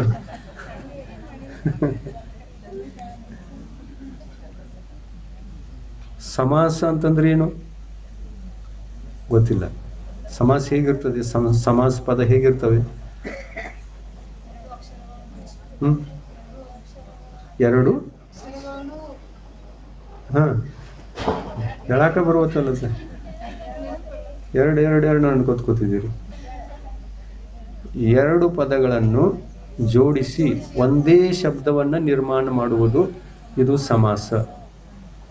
ಮತ್ತು 2 ಶಬ್ದಗಳಲ್ಲಿ ಇರುವಂತಹ ಬೇರೆ ಬೇರೆಯಾಗಿರ್ತಕ್ಕಂಥ ಶಬ್ದಗಳು, ಆ 2 ಶಬ್ದಗಳನ್ನು ಕೂಡಿಸಿಕೊಂಡು ಒಂದರ ಲೋಪ ಮಾಡುವುದು, ಒಂದು ಅಕ್ಷರದ ಲೋಪ ಮಾಡುವುದು ಇದು ಸಂಧಿ. ಸ ಅಂತ ಇದೆ, ಅದರೊಳಗೆ ಸದೊಳಗೆ ಸ ಸೇರಿಸಿಕೊಂಡಿತ್ತು ಅಂತಂದ್ರೆ ಮುಂದಿನ ಸದ ಲೋಪ ಆಗಿಬಿಡ್ತದೆ. ಇದು ಸಂಧಿ ಆಯಿತು. ಇದು ಸಂಧಿ ಆಯಿತು. ಸಮಾಸ ಅಂತಂದ್ರೆ ಸ ಆಸಾಧನೆ ಸಾಸಾಧನೆ ಅಂತಿದ್ದಾಯ್ತಾ. ಇನ್ನು ಸಮಾಸ ಅಂತಂದ್ರೆ ಅಲ್ಲಿ ಸಂಧಿ ಇರುವುದಿಲ್ಲ. ಸಮಾಸದಲ್ಲಿ ಸಂಧಿ ಇರುವುದೇ ಇಲ್ಲ. ಯಾವ ತರ ನೋಡಿ,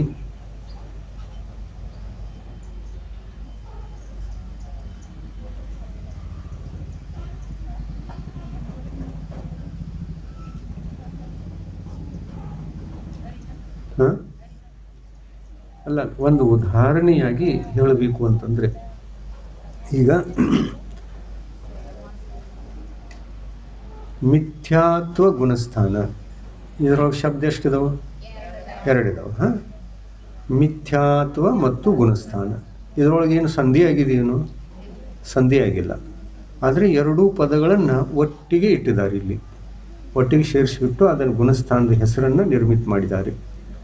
ಯಾವ ಗುಣಸ್ಥಾನವು ಮಿಥ್ಯಾತ್ವ ಸಹಿತವೋ ಆ ಗುಣಸ್ಥಾನದ ಹೆಸರು ಮಿಥ್ಯಾತ್ವ ಗುಣಸ್ಥಾನ. ಗುಣಸ್ಥಾನ ಅನ್ನುವಂಥ ಶಬ್ದ ಅವು ಎಷ್ಟು? 14. ಗುಣಸ್ಥಾನ ಅಂದ ತಕ್ಷಣ ಮಿಥ್ಯಾತ್ವವೋ ಅಥವಾ ಸಮ್ಯಕ್ತ್ವದ್ದೋ ಅಥವಾ ಸಂಯಮ ಗುಣಸ್ಥಾನೋ ಅಥವಾ ಸಯೋಕ್ಯವಿನೋ ಅಯೋಕ್ಯವಿನೋ ಎಂಥದ್ದು ಏನದು? ಯಾವುದಾದ್ರೂ ಒಂದು ವಿಶೇಷಣವನ್ನು ಜೋಡಿಸಿದಾಗ ಅದು ಸಮಾಸಪದ ತಯಾರಾಗ್ತದೆ. ಮಿಥ್ಯಾತ್ವವನ್ನು ಜೋಡಿಸಿದ್ರಿ ಅಂತಂದ್ರೆ ಮಿಥ್ಯಾತ್ವ ಗುಣಸ್ಥಾನ ಅನ್ನುವಂಥ ಒಂದೇ ಶಬ್ದ ಆಯ್ತದು. ಅದು ಯಾವುದರ ಸೂಚಕ? ಮೊದಲನೇ ಗುಣಸ್ಥಾನದ ಸೂಚಕ. ಸಾಸಾಧನ ಗುಣಸ್ಥಾನ, ಸಾಸಾಧನ ಶಬ್ದನೂ ಇದೆ, ಗುಣಸ್ಥಾನ ಅನ್ನುವಂಥ ಶಬ್ದನೂ ಇದೆ. ಸಾಸಾಧನ ಗುಣಸ್ಥಾನ ಎರಡು ಶಬ್ದಗಳನ್ನು ಜೋಡಿಸಿದಾಗ ಯಾವ ಸಂಕೇತವನ್ನು ಕೊಡ್ತಾ ಇದೆಯಾ? ಅದು ಸಮಾಸ ಪದ ಎರಡನೇ ಗುಣಸ್ಥಾನವನ್ನು ಸಂಕೇತ ಕೊಡ್ತಾ ಇದೆ. ಆಮೇಲೆ ಈ ಸಾಸಾಧನ ಗುಣಸ್ಥಾನ ಅನ್ನುವಂಥ ಈ ಶಬ್ದದಲ್ಲಿ ಸಂಧಿನೂ ಇದೆ, ಸಮಾಸವೂ ಇದೆ. ಆದರೆ ಸಂಧಿ ಎಲ್ಲಿದೆ? ಹಿಂದಿನ ಶಬ್ದದಲ್ಲಿ ಸಂಧಿ ಇದೆ. ಆದರೆ ಸಂಧಿಯಾಗಿ ಬಂದಿರತಕ್ಕಂತಹ ಆ ಶಬ್ದದ ಜೊತೆಯಲ್ಲಿ ಮತ್ತೊಂದು ಶಬ್ದವನ್ನು ಜೋಡಿಸಿ ಆ ಪದವನ್ನು ನಿರ್ಮಿಸಿದಾಗ ಅದು ಸಮಾಸ ಆಗಿದೆ. ಈ ಥರ ನಾವು ಟೀಚರ್ ಇದ್ದಂಗೆ ಅನಿಸ್ತಾ ಇದೀವ? ಶಾಲ್ಯಾಗ ಕಲಿಸೋ ಟೀಚರ್ ಸಂಧಿ ಸಮಾಸ ಬೋರ್ಡ್ ಮೇಲೆ ಬರೆದು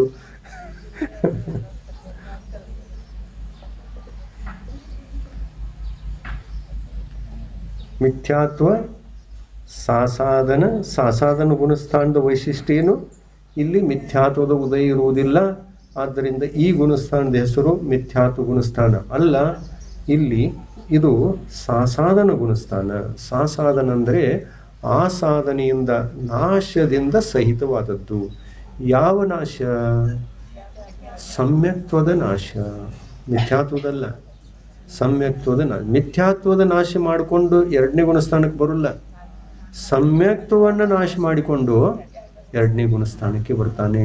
ಎರಡನೇ ಗುಣಸ್ಥಾನ ಮೇಲಿನಿಂದ ಕೆಳಗೆ ಬರುವಾಗ ಇದೆ, ಕೆಳಗಿನಿಂದ ಮೇಲೆ ಹೋಗುವಾಗ ಈ ಎರಡನೇ ಗುಣಸ್ಥಾನ ಹತ್ತುವುದೇ ಇಲ್ಲ. ಆಮೇಲೆ ಈ ಸಾಸಾಧನ ಗುಣಸ್ಥಾನದಲ್ಲಿ ಸಮ್ಯಕ್ತ್ವವನ್ನ ನಾಶ ಮಾಡಿಕೊಂಡಿರ್ತಕ್ಕಂತಹ ಜೀವ ಇಲ್ಲಿ ಬರ್ತದೆ. ಅಂದ್ರೆ 4ನೇ ಗುಣಸ್ಥಾನದಿಂದ ಬರ್ತದೆ. ಇಲ್ಲಿ ಬಂದ ನಂತರ ಈ ಜೀವಿಗೆ ಯಾವ ಕರ್ಮಗಳ ಉದಯ ಇರ್ತದೆ? ಮಿಥ್ಯಾತ್ವ ಇರ್ತದೇನು? ಎರಡನೇ ಗುಣಸ್ಥಾನದಲ್ಲಿ ಮಿಥ್ಯಾತ್ವ ಕರ್ಮದ ಉದಯ ಇದೆಯೇನು? ಇರ್ತಿತ್ತು ಅಂತಂದ್ರೆ ಮಿಥ್ಯಾತ್ವ ಅಂತಂತಿದ್ರು, ಆದರೆ ಇಲ್ಲಲ್ಲ. ಅದಕ್ಕಾಗಿ ಎರಡನೇ ಗುಣಸ್ಥಾನದಲ್ಲಿ ಮಿಥ್ಯಾತ್ವದ ಉದಯ ಇಲ್ಲ. ಅನಂತಾನುಬಂಧಿ ಕಷಾಯ ಅದು ಉದಯದಲ್ಲಿದೆ. ಉದಯದಲ್ಲಿದೆ ಅಂದಮೇಲೆ ಯಾವ ಕಷಾಯ ಉದಯದಲ್ಲಿರ್ತದೆಯೋ ಅದೇ ಕಷಾಯದಿಂದ ಸಮ್ಯಕ್ತ್ವ ನಾಶ ಆಗಿರ್ತದೆ. ಅಂದರೆ ಸಮ್ಯಕ್ತ್ವವನ್ನು ಯಾವ ಕಷಾಯ ನಷ್ಟ ಮಾಡಿತು? ಅನಂತಾನುಬಂಧಿ ಕಷಾಯ. ಅನಂತಾನುಬಂಧಿ ಕ್ರೋಧ, ಮಾನ, ಮಾಯಾ ಮತ್ತು ಲೋಭ, ಈ 4ರಲ್ಲಿಯ ಯಾವುದೇ ಒಂದು ಕ್ರೋಧದಿಂದಲೋ ಅಥವಾ ಮಾನದಿಂದಲೋ ಮಾಯಾದಿಂದ ಅಥವಾ ಲೋಭದಿಂದ ಸಮ್ಯಕ್ತವನ್ನು ನಾಶಗೊಳಿಸಿಕೊಂಡು ಈ ಗುಣಸ್ಥಾನಕ್ಕೆ, ಎರಡನೇ ಗುಣಸ್ಥಾನಕ್ಕೆ ಜೀವ ಬಂದಿರ್ತಾನೆ. ಆ ಜೀವದ ಹೆಸರೇ ಸಾಧನ ಗುಣಸ್ಥಾನವರ್ತಿ ಜೀವ. ಈ ಥರ ಇದೆ, ಈ ಥರ ಇದೆ, ತಿಳಿತಾ? ಎರಡನೇ ಗುಣಸ್ಥಾನಕ್ಕೆ ಬರುವವರು ಯಾವ ಕಷಾಯದ ಉದಯದಿಂದ ಬರ್ತಾರೆ? ಅನಂತಾನುಬಂಧಿ ಕಷಾಯದ ಉದಯದಿಂದ. ನಿಶ್ಚಿತ ಅನಂತಾನುಬಂಧಿ ಕಷಾಯದ ಉದಯದಿಂದಲೇ ಸಮ್ಯಕ್ತಘಾತ ಆಗ್ತದೆ. ಒಂದು ವೇಳೆ ಮಿಥ್ಯಾತ್ವದ ಉದಯದಿಂದ ಸಮ್ಯಕ್ತ್ವ ನಾಶವಾಯಿತು ಅಂತಂದ್ರೆ ಆ ಜೀವ ಯಾವ ಗುಣಸ್ಥಾನಕ್ಕೆ ಬರ್ತದೆ? ಒಂದನೇ ಗುಣಸ್ಥಾನ. ಯಾವುದು ಉದಯಕ್ಕೆ ಬರ್ತದೋ ಅದು ತನ್ನ ಸ್ಥಾನಕ್ಕೆ ಕೊಂಡೊಯ್ತದೆ. ಮಿಥ್ಯಾತ್ವ ಗುಣ ಕರ್ಮದ ಸ್ಥಾನ ಯಾವುದು? ಒಂದನೇ ಗುಣಸ್ಥಾನ. ಆಮೇಲೆ ಸಮ್ಯಕ್ತವನ್ನ ಆ ಮಿಥ್ಯಾತ್ವ ಉದಯಕ್ಕೆ ಬಂದು ಅದನ್ನು ಘಾತಿಸಿದೆ ಅಂತಂದ್ರೆ ಜೀವ ಯಾವ ಗುಣಸ್ಥಾನಕ್ಕೆ ಇಳಿದು ಬಿಡ್ತಾನೆ? ಒಂದನೇ ಗುಣಸ್ಥಾನಕ್ಕೆ ಹೋಗ್ಬಿಡ್ತಾನೆ. ಒಂದು ವೇಳೆ ಸಮ್ಯಕ್ ಮಿಥ್ಯಾತ್ವ ಅನ್ನತಕ್ಕಂತಹ ಕರ್ಮದ ಉದಯದಿಂದ ಸಮ್ಯಕ್ತವನ್ನು ನಾಶ ಮಾಡಿಕೊಂಡಿದ್ದಾನೆ ಅಂತಂದ್ರೆ ಎಲ್ಲಿ ಯಾವ ಗುಣಸ್ಥಾನಕ್ಕೆ ಬರ್ತಾನೆ? ಸಮ್ಯಕ್ ಮಿಥ್ಯಾತ್ವ. ಹೌದಲ್ಲ? ಕರ್ಮ ಹೌದಲ್ಲ ಇದು? ಸಮ್ಯಕ್ ಮಿಥ್ಯಾತ್ವ ಅನ್ನುವಂಥದ್ದು ಮಿಶ್ರ ಪ್ರಕೃತಿ ಯಾವ ಗುಣಸ್ಥಾನಕ್ಕೆ ಬರ್ತಾನೆ? ಮೂರನೇ ಗುಣಸ್ಥಾನಕ್ಕೆ ಬರ್ತಾನೆ. ಸಮ್ಯಕ್ ಮಿಥ್ಯಾತ್ವ ಕರ್ಮದ ಉದಯ ಆಯಿತು ಅಂತಂದ್ರೆ ಸಮ್ಯಕ್ತು ಘಾತ ಆಗಿ ಮೂರನೇ ಗುಣಸ್ಥಾನಕ್ಕೆ ಬರ್ತಾನೆ. ಮಿಥ್ಯಾತ್ವದಿಂದ ಘಾತ ಮಾಡಿಕೊಂಡಿದ್ದಾನೆ ಅಂದ್ರೆ ಮಿಥ್ಯಾತ್ವ ಗುಣಸ್ಥಾನ. ಸಮ್ಯಕ್ ಮಿಥ್ಯಾತ್ವದ ಉದಯದಿಂದ ಘಾತ ಮಾಡಿಕೊಂಡಿದ್ದಾನೆ ಅಂದ್ರೆ ಮೂರನೇ ಗುಣಸ್ಥಾನ. ಅನಂತಾನುಬಂಧಿಯಿಂದ ಘಾತ ಮಾಡ್ಕೊಳ್ತಾನೆ ಅಂತಂದ್ರೆ ಎರಡನೆಯ ಗುಣಸ್ಥಾನಕ್ಕೆ ಬರ್ತಾನೆ ಜೀವ. ಇವುಗಳನ್ನು ಲಕ್ಷ್ಯದಲ್ಲಿ ಇಟ್ಕೊಳ್ಬೇಕಾಗ್ತದೆ. ಇನ್ನು ಎಂಥದ್ದು ಯಾವುದೂ ಕೂಡ ಸಮ್ಯಕ್ತವನ್ನು ಘಾತ ಮಾಡ್ತಕ್ಕಂತಹ ಸರ್ವಘಾತಿ ಕಷಾಯ ನೋಡಿ. ಸರ್ವಘಾತಿ ಇವೆಲ್ಲ ಸರ್ವಘಾತಿ. ಮಿಥ್ಯಾತ್ವ ಸರ್ವಘಾತಿ, ಸಮ್ಯಕ್ ಮಿಥ್ಯಾತ್ವ ಸರ್ವಘಾತಿ, ಅನಂತಾನುಬಂಧಿ ಕಷಾಯ ಇದು ಸರ್ವಘಾತಿ. ದೇಶಘಾತಿ ಯಾವುದು? ಸಮ್ಯಕ್ ಪ್ರಕೃತಿ ದೇಶಘಾತಿ. ಸಮ್ಯಕ್ತವನ್ನ ನಾಲ್ಕನೇ ಗುಣಸ್ಥಾನದಲ್ಲಿ ಹೋಗಿ ಪಡೆದಿದ್ದಾನೆ. ಈ ದೇಶಘಾತಿ ಕರ್ಮದ ಉದಯ ನಾಲ್ಕನೇ ಗುಣಸ್ಥಾನದಲ್ಲಿ ಇರ್ಬೋದಲ್ಲ? ಇರ್ಬೋದು, ಇದ್ದೇ ಇರ್ತದೆ. ಯಾವ ಸಮ್ಯಕ್ ದೃಷ್ಟಿ ಜೀವಿಗೆ ಇದು ಉದಯದಲ್ಲಿರ್ತದೆ? ಯಾವ ಸಮ್ಯಕ್ ದೃಷ್ಟಿ ಜೀವಿಗೆ ಈ ಸಮ್ಯಕ್ ಪ್ರಕೃತಿ ಅನ್ನತಕ್ಕಂಥದ್ದು ಉದಯದಲ್ಲಿರ್ತದೆ? ಕೇಳ್ತಾ ಇರೋದೇನು? ಯಾವ ಸಮ್ಯಕ್ ದೃಷ್ಟಿ ಅಂದ್ರೆ ಸಮ್ಯಕ್ತ್ವ ಎಷ್ಟು ಪ್ರಕಾರದ್ದು? ಎಷ್ಟು ಪ್ರಕಾರದ್ದು ಸಮ್ಯಕ್ತ್ವ? 4 ಪ್ರಕಾರದ, 6 ಪ್ರಕಾರದ. ಸಮ್ಯಕ್ತ್ವ ಎಷ್ಟು ಪ್ರಕಾರದ್ದು? ಸಮ್ಯಕ್ತ್ವ ಮಾರ್ಗಣೆ ಅಂತ ಕೇಳಿದಾಗ ಅದು 6 ಅನ್ನೋದು. ಸಮ್ಯಕ್ತ್ವ ಮಾರ್ಗಣೆಗೆ ಭೇದಗಳೆಷ್ಟು? 6. ಆದರೆ ಸಮ್ಯಕ್ತ್ವಕ್ಕೆ ಭೇದಗಳೆಷ್ಟು ಅಂತ ಕೇಳಿದಾಗ 3 ಇದಾವಲ್ಲ. ಯಾವ್ಯಾವು? ಉಪಶಮ ಸಮ್ಯಕ್ತ್ವ, ಕ್ಷಾಯೋಪಶಮ ಸಮ್ಯಕ್ತ್ವ ಮತ್ತು ಕ್ಷಾಯಿಕ ಸಮ್ಯಕ್ತ್ವ 3 ಇದೆ. ಆಮೇಲೆ ಸಮ್ಯಕ್ ಪ್ರಕೃತಿ ಅನ್ನುವಂಥ ಕರ್ಮ ಉದಯದಲ್ಲಿದ್ದರೂ ಸಮ್ಯಕ್ ದೃಷ್ಟಿ ಆಗಿರ್ತಾನೆ ಜೀವ. ಯಾಕೆಂದ್ರೆ ಅದು ದೇಶಘಾತಿ ಇದೆ, ಸರ್ವಘಾತಿ ಏನಲ್ಲ. ಸರ್ವಘಾತಿ ಇರ್ತಿತ್ತು ಅಂತಂದ್ರೆ ಸಮ್ಯಕ್ ದೃಷ್ಟಿ ಆಗಿರ್ಲಿಕ್ಕೆ ಶಕ್ಯವೇ ಇಲ್ಲ. ಆದರೆ ಸಮ್ಯಕ್ ದೃಷ್ಟಿ ಆಗಿದ್ದಾನೆ. ಯಾವ ಸಮ್ಯಕ್ ದೃಷ್ಟಿ?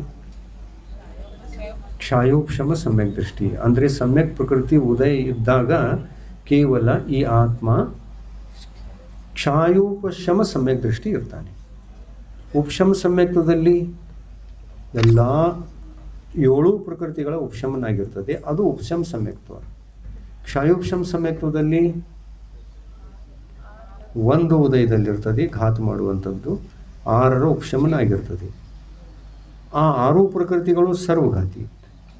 ಈ ಒಂದು ಪ್ರಕೃತಿ ದೇಶಘಾತಿ. ದೇಶಘಾತಿ ಅಂತಂದ್ರೇನು?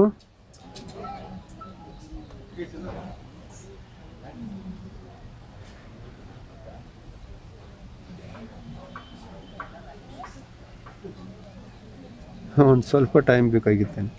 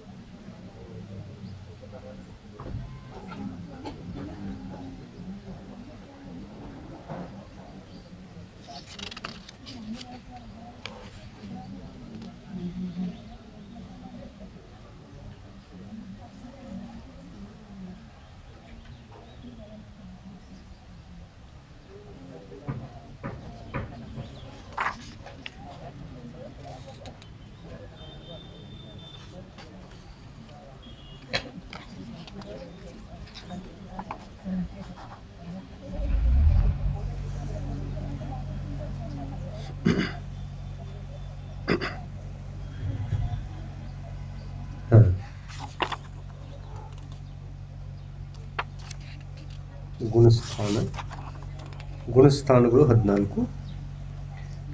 ಈ ಥರ 3 ಗುಣಸ್ಥಾನಗಳನ್ನು ತಿಳ್ಕೊಂಡಿದ್ದೀವಿ. ಮಿಥ್ಯಾತ್ವ ಕರ್ಮದ ಉದಯದಿಂದ ಮಿಥ್ಯಾತ್ವ ಗುಣಸ್ಥಾನ, ಅನಂತಾನುಬಂಧಿ ಕಷಾಯದ ಉದಯದಿಂದ ಸಾಧನ ಗುಣಸ್ಥಾನ, ಸಮ್ಯಕ್ ಮಿಥ್ಯಾತ್ವ ಪ್ರಕೃತಿಯ ಉದಯದಿಂದ ಮಿಶ್ರ ಗುಣಸ್ಥಾನ, ಸಮ್ಯಕ್ ಪ್ರಕೃತಿಯ ಉದಯದ ಕಾರಣದಿಂದ ಅವಿರತ ಗುಣಸ್ಥಾನ, ಕ್ಷೌಷಂ ಸಮ್ಯಕ್ ದೃಷ್ಟಿ. ಇನ್ನು ಉಪಶಂ ಸಮ್ಯಕ್ ದೃಷ್ಟಿ ಇದ್ರೂ ಕೂಡ 4ನೇ ಗುಣಸ್ಥಾನ, ಕ್ಷಾಯಿಕ ಸಮ್ಯಕ್ ಇದ್ರೂ ಕೂಡ 4ನೇ ಗುಣಸ್ಥಾನ. ಆದರೆ ಉತ್ಪತ್ತಿಯ ಅಪೇಕ್ಷೆಯಿಂದ ಉಪಶಮ ಸಮ್ಯಕ್ತ್ವ 4ನೇ ಗುಣಸ್ಥಾನದಲ್ಲೂ ಉತ್ಪನ್ನ ಆಗ್ಬೋದು, ಪ್ರಾಪ್ತ ಮಾಡಿಕೊಳ್ಬೋದು.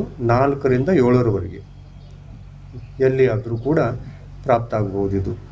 ಆಮೇಲೆ ಕ್ಷಾಯಿಕ ಸಮ್ಯಕ್ತ್ವ 4ನೇ ಗುಣಸ್ಥಾನದಿಂದ 7ನೇ ಗುಣಸ್ಥಾನದವರೆಗೆ ಎಲ್ಲಿಯೂ ಕೂಡ ಪ್ರಾಪ್ತ ಮಾಡಿಕೊಳ್ಬೋದು.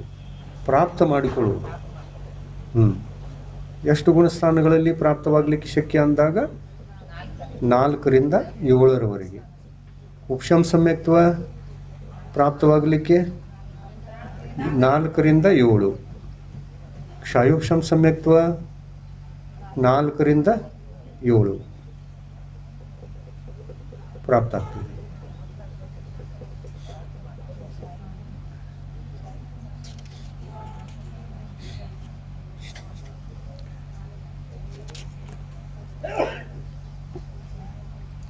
ಹೀಗೆ ದೇಶ ವಿರತ ಸಮ್ಯಕ್ತ್ವ ಎಷ್ಟನೇದು? 5ನೇದು. 5ನೇದು ದೇಶ ವಿರತ. ದೇಶ ವಿರತ ಅಂದ್ರೆ ಏನ್ರಿ? ದೇಶ ಅಂದ್ರೆ ಏನು? ಏಕದೇಶ, ಅಂಶಿಕ. ವಿರತ ಅಂದರೆ ತ್ಯಾಗ, ಅಂಶಿಕ ರೂಪದಲ್ಲಿ ತ್ಯಾಗ. ದೇಶ ಅಂದ್ರೆ ಅಂಶಿಕ, ಅಂಶಿಕ ರೂಪದಲ್ಲಿ ತ್ಯಾಗ. ಏನು ತ್ಯಾಗ? ಅಂಶಿಕ ರೂಪದಲ್ಲಿ ವಿರತವಾಗಿರೋದು, ಅಂಶಿಕ ರೂಪವಾಗಿ ವಿರತವಾಗಿರೋದು. ಯಾವುದನ್ನು ಬಿಟ್ಟಿರೋದು? ಪಾಪಗಳನ್ನು. ಎಷ್ಟು ಪಾಪಗಳನ್ನು? 5 ಪಾಪಗಳನ್ನು ಏಕದೇಶವಾಗಿ ಅಂಶಿಕವಾಗಿ ಕಡಿಮೆ ಮಾಡಿಕೊಂಡರೆ ಆ ಗುಣಸ್ಥಾನದ ಹೆಸರು ದೇಶ ವಿರತ. ಹೀಗೆ ಆಮೇಲೆ ಯಾವ ಗುಣಸ್ಥಾನ? ಪ್ರಮತ್ತ ವಿರತ ಗುಣಸ್ಥಾನ. ಇದು ಯಾರಿಗಿರ್ತದೆ? 5ನೇ ಗುಣಸ್ಥಾನ ಯಾರಿಗೆ? ಪ್ರತಿಮಾಧಾರಿ ಶ್ರಾವಕರಿಗೆ. ಮತ್ತೆ ಯಾರಿಗೆ? ಅದಾಯ್ತು, ಅವ್ರಿಗೂ ಪ್ರತಿಮಾ ಇರ್ತದೆ ಅಲ್ಲ.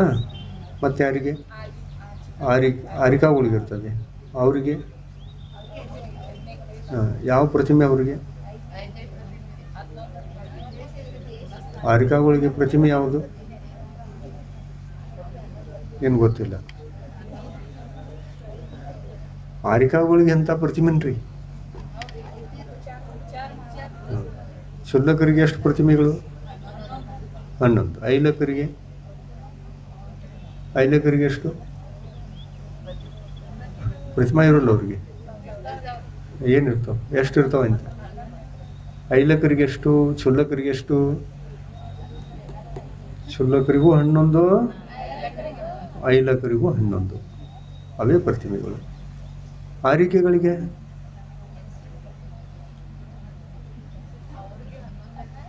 ಯಾಕೋ ಗೊತ್ತಿಲ್ದಂಗೆ ಮಾಡಕ್ಕಿದ್ರಿ. ಎಷ್ಟೋ ಸಲ ಆರಿಕೆಗಳನ್ನ ನೋಡಿದಿರಿ, ಮಾಡಿದಿರಿ. 11 ಪ್ರತಿಮಾ ಇರ್ತಾವ ಅವ್ರಿಗೆ? ಅಯ್ಯೋ, ಎಂತ ಕೇಳಿಲ್ ಕಾಣ್ತೈತಿ ಅವ್ರಿಗೆ. ಆರಿಕಾಗಳಿಗೆ ಯಾರು ಕೇಳಬಾರ್ದ ಏನ ತನಕ ನಿಮ್ಗೆ ಎಷ್ಟು ಪ್ರತಿಮಾ ರೀ ಅಂತ?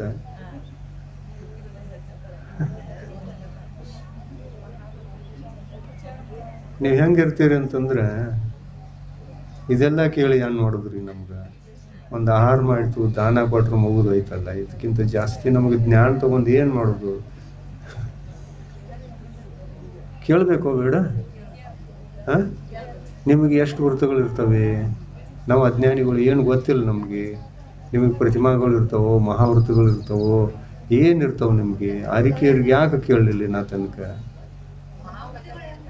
ಅಂಜಿಕೆ ಬತ್ತಾ? ಅಂಜಿದ್ರ?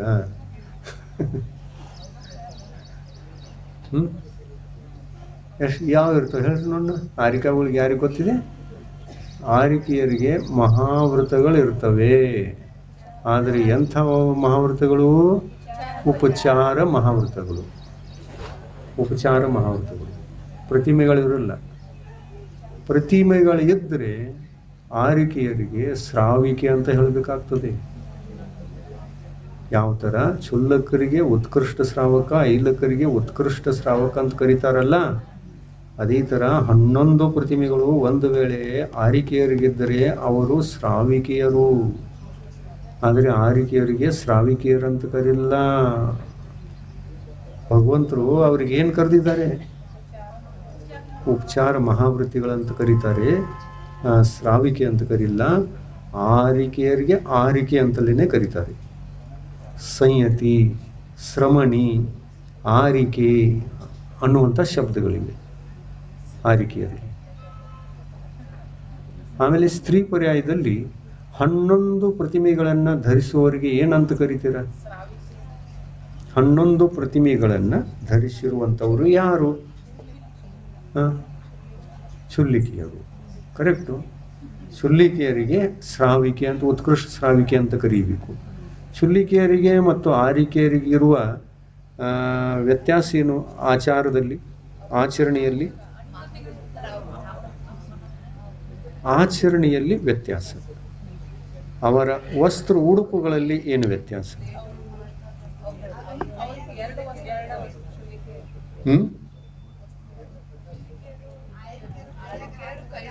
ವಸ್ತ್ರಗಳು ಎಷ್ಟು ಇರ್ತವೆ? ಯಾರಿಗೆ? ಆರಿಕೆಯರಿಗೆ 1, ಶುಲ್ಲಿಕೆಯರಿಗೆ ಎಂಥವು? 2. ಯಾವ್ಯಾವು? ಹೊದ್ದುಕೊಳ್ಳಿಕ್ಕೆ 1 ಎಕ್ಸ್ಟ್ರಾ ವಸ್ತ್ರನೂ ಇರ್ತದೆ. ಸಾಡಿ ಅಷ್ಟೇ ಅಲ್ಲ, ಹೊದ್ದುಕೊಳ್ಳಿಕ್ಕೆ 1 ವಸ್ತ್ರನೂ ಇರ್ತದೆ. ಆಮೇಲೆ ಮತ್ತೇನಿರ್ತದೆ?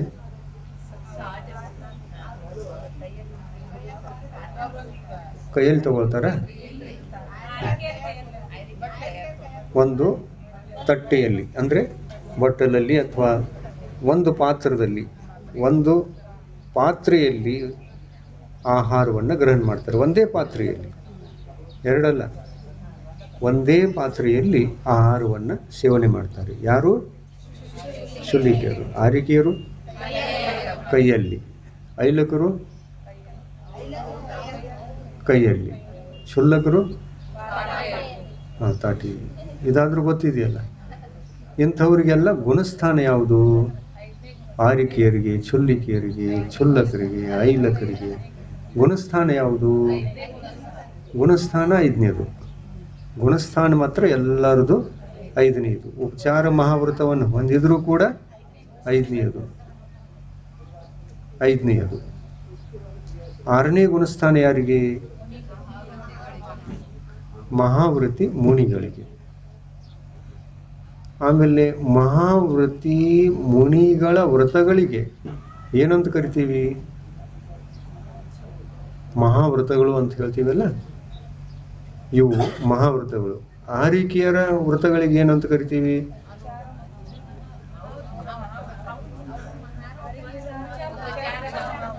ಉಪಚಾರ ಮಹಾವ್ರತ ಅಂತ ಕರಿತೀವಿ. ಅವರಿಗೆ ಉಪಚಾರ ಮಹಾವ್ರತ ಅಂದ್ರೆ ಯಾವ್ಯಾವು? ಅದೇನು ಗೊತ್ತಿಲ್ಲ. ಅಹಿಂಸಾ ಮಹಾವ್ರತ, ಅಹಿಂಸಾ ಮಹಾವ್ರತ. ಯಾವ್ಯಾವ ಉಪಚಾರ ಮಹಾವ್ರತಗಳವು? ಯಾವ್ಯಾವ ಉಪಚಾರ ಮಹಾವ್ರತಗಳು ಆರಿಕೆಯರಿಗೆ? ಅನುವ್ರತ,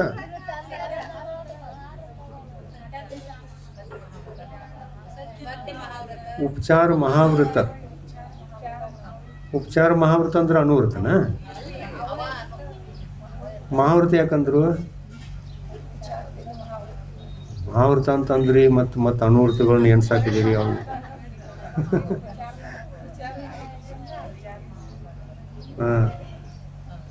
ಉಪಚಾರ ಮಹಾವ್ರತ ಎಂತ ಉಪಚಾರ ಮಹಾವ್ರತಗಳು ಹೇಳ್ರಿ ಅಲ್ಲ. ಪಂಚಮಹಾವ್ರತಗಳನ್ನ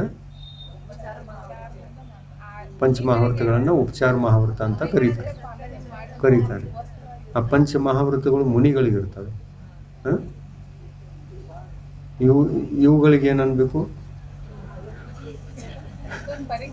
ಅವು ಮಹಾವ್ರತಗಳು, ಇವು ಅನುವ್ರತಗಳು ಅಲ್ಲ. ಉಪಚಾರ ಮಹಾವ್ರತಗಳು ಅಂದ ಮೇಲೆ ಅವು ಯಾವ್ಯಾವು?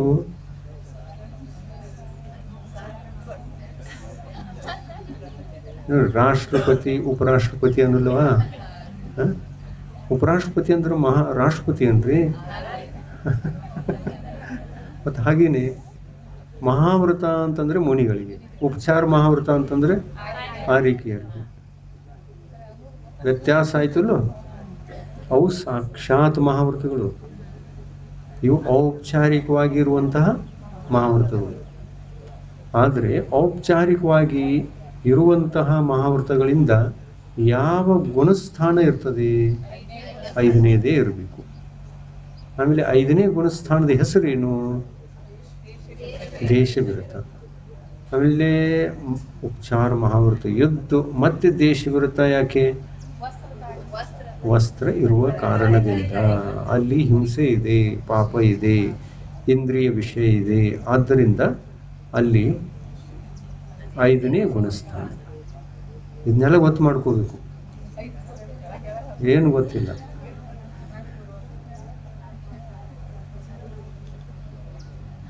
ನಾಳೆ ನೀವು ಆರಿಕಾ ದೀಕ್ಷಾ ತಗೊಂಡ್ರಿ ಅಂದ್ರೆ ಆರಿಕಾ ಅಷ್ಟ ಆಗ್ತೀರಿ. ಯಾರಾದ್ರೂ ಕೇಳಿದ್ರು ನಿಮ್ಮ ವ್ರತ ಯಾವ್ರಿ? ನಮ್ಗೇನು ಗೊತ್ತಿಲ್ಲ, ದೀಕ್ಷಾ ಅಷ್ಟ ತಗೊಂಡಿದೀವಿ. ನಾವು ದೀಕ್ಷೆಯನ್ನು ಅಷ್ಟ ತಗೊಂಡಿದೀವಿ, ಗುರುಗಳು ಕೊಟ್ಟರು ನಾವು ತಗೊಂಡಿದೀವಿ. ವ್ರತಗಳು ಯಾವ್ರಿ? ಅದೇನು ಗೊತ್ತಿಲ್ಲ, ಏನ್ ಕೊಟ್ಟಿದಾರೆ ನಮ್ಗೆ ಗೊತ್ತಿಲ್ಲ, ದೀಕ್ಷಾ ಅಷ್ಟು ಕೊಟ್ಟಿದಾರೆ ನೋಡ್ರಿ. ಈ ಥರನ ತಿಳ್ಕೋಬೇಕೋ ಬೇಡ? ಕೇಳಿ ಮಾಡಿ ತಿಳ್ಕೋಬೇಕು, ಚರ್ಚೆ ಮಾಡಬೇಕು, ಪ್ರಶ್ನೆ ಮಾಡಬೇಕು. ಸಾಯಂಕಾಲ ಎಂದಾದ್ರೂ ಪ್ರಶ್ನೆ ಮಾಡಿದ್ರ ಆರಿಕೆಗಳಿಗೆ ಎಂಥ ವ್ರತಗಳು ಇರ್ತವು ಎಂದ ಪ್ರಶ್ನೆ ಆಯ್ತಾ? ಇಲ್ಲ. ಕದಾಚಿತ್ ದೀಕ್ಷಾ ತಗೊಂಡ್ರೆ ಏನ್ ಗತಿ?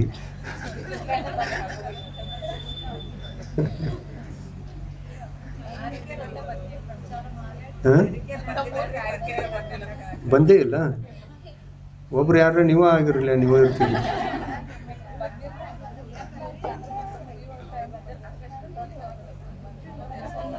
ಯಾರು ಬಂದಿರ್ಲಿಲ್ಲ. ಅವಾಗ ಬಂದಿರಲಿಲ್ಲ ಯಾರು? ಗುರುಮತಿ ಮಾತಾಜಿ ಬಂದಿರಲ್ಲ. 3 ದಿವಸ ನಿಂತಿದ್ರು. ಅವಾಗೇನು ಗೊತ್ತಿರಲಿಲ್ಲ. ಹೌದು, ಭಾಷಾನು ಬರ್ತಿರ್ಲಿಲ್ಲ. आपको कितने व्रत हैं, कौन से हैं, इतना नहीं पूछ सकते.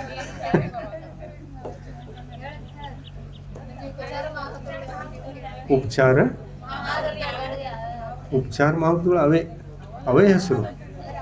ಅನುವ್ರತಗಳಿಗೆ ಯಾವ ಹೆಸರು ಇದಾವಲ್ಲ ಅವತ್ತಿಗೆ ಮಹಾ ಜೋಡಿಸ್ರೆ ಆಯ್ತು.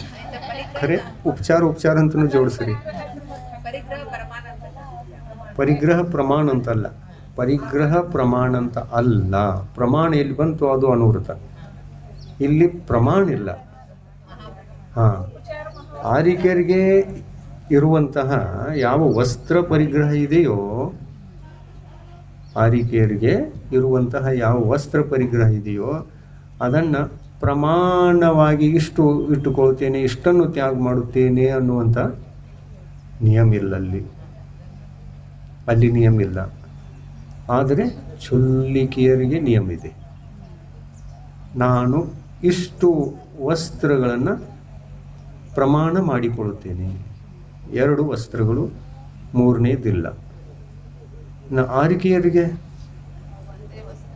ಅದನ್ನು ವಸ್ತ್ರವನ್ನು ಇಟ್ಟುಕೊಳ್ಳುವಾಗ ನಾನು ಪ್ರಮಾಣ ಮಾಡಿಕೊಳ್ಳುತ್ತೇನೆ, ಒಂದೇ ವಸ್ತ್ರವನ್ನು ಇಟ್ಟುಕೊಳ್ಳುತ್ತೇನೆ ಅನ್ನುವಂಥ ಯಾವ ನಿಯಮನೂ ಇರುವುದಿಲ್ಲ.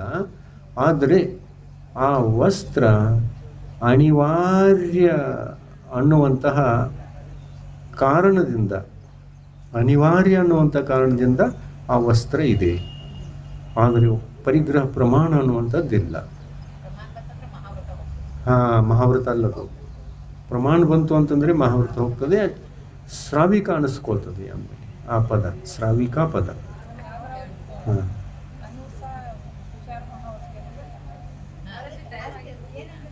ಈಗ ನೇರವಾಗಿ ಆರಿಕಾ ದೀಕ್ಷಾ ತಗೊಳ್ಳುವವರಿಗೆ ಪರಿಗ್ರಹ ಪ್ರಮಾಣ ಮಾಡಿಕೊಳ್ಳುವಂಥ ಸಂಕಲ್ಪ ಕೊಡಿಸ್ತಾರ? ಇಲ್ಲ. ಆದರೆ ಚುಲ್ಲಿಕಾ ದೀಕ್ಷೆ ತಗೊಳ್ಳೋವರಿಗೆ ಪ್ರಮಾಣ ಮಾಡಿಸ್ತಾರೆ. ಆರಿಕೆಯರಿಗೆ ಪ್ರಮಾಣ ಮಾಡಿಸೋಲ್ಲ. ಆ ವಸ್ತ್ರ ಅನಿವಾರ್ಯ ಅನ್ನೋ ದೃಷ್ಟಿಯಿಂದ ಕೊಟ್ಟಿರ್ತಾರೆ, ಅನಿವಾರ್ಯ ಅದು. ಆದರೆ ಆ ವಸ್ತ್ರದಲ್ಲಿಯೂ ಕೂಡ ಅವರಿಗೆ ಮಮತ್ವ ಅನ್ನತಕ್ಕಂಥದ್ದು ಇರುವುದಿಲ್ಲ. ಚುಲ್ಲಿಕೆಯರಿಗೆ ಇರ್ತದೆ, ಯಾಕೆಂದರೆ ಪ್ರಮಾಣ ಬಂತಲ್ಲ. ಪ್ರಮಾಣ ಬಂತು ಅಂದರೆ ಇಷ್ಟರಲ್ಲಿ ಬೇಡ, ಇಷ್ಟರಲ್ಲಿ ಬೇಕು ಅನ್ನುವಂಥದ್ದು ಇರ್ತದೆ ಅಲ್ಲಿ. ಇಲ್ಲಿ ಬೇಕು ಅನ್ನುವಂಥದ್ದು ಯಾವುದೂ ಇಲ್ಲ. ಆ ಒಂದು ಮರ್ಯಾದೆಗಾಗಿ ಅದು ಅನಿವಾರ್ಯ ಅನ್ನುವಂಥ ಪರಿಸ್ಥಿತಿಯಲ್ಲಿ ಉಳ್ಕೊಳ್ತದೆ.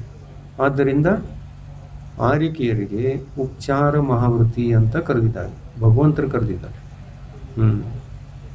ಭಗವಂತರು ಹೀಗೆ ವ್ಯವಸ್ಥೆ ಮಾಡಿದ್ದಾರೆ. ಭಗವಂತರು ಹೀಗೆ ವ್ಯವಸ್ಥೆ ಮಾಡಿರೋದು. ಎಷ್ಟು ಸಲ ಹೋಯ್ತು, ಎಷ್ಟು ಸಲ ಬಂತಿದ್ದು, ಮುಗಿಯುವಾಗಲೂ ಹೋಯ್ತು. ಸಾಕು. प्रभु देव तुम्हारे पवित्र मुख से निसृत जो शीतलवाणी, जग जन मन के मल को धोती, अतः कहाती जिनवाणी। जयवंतो माँ जग में तब तक जब तक सूरज चांद रहे, शीश नवाते कर्म हरो माँ, अब तक हम विषयांध रहे, अब हम ना विषयांध रहे। जिनवानी माता की जय।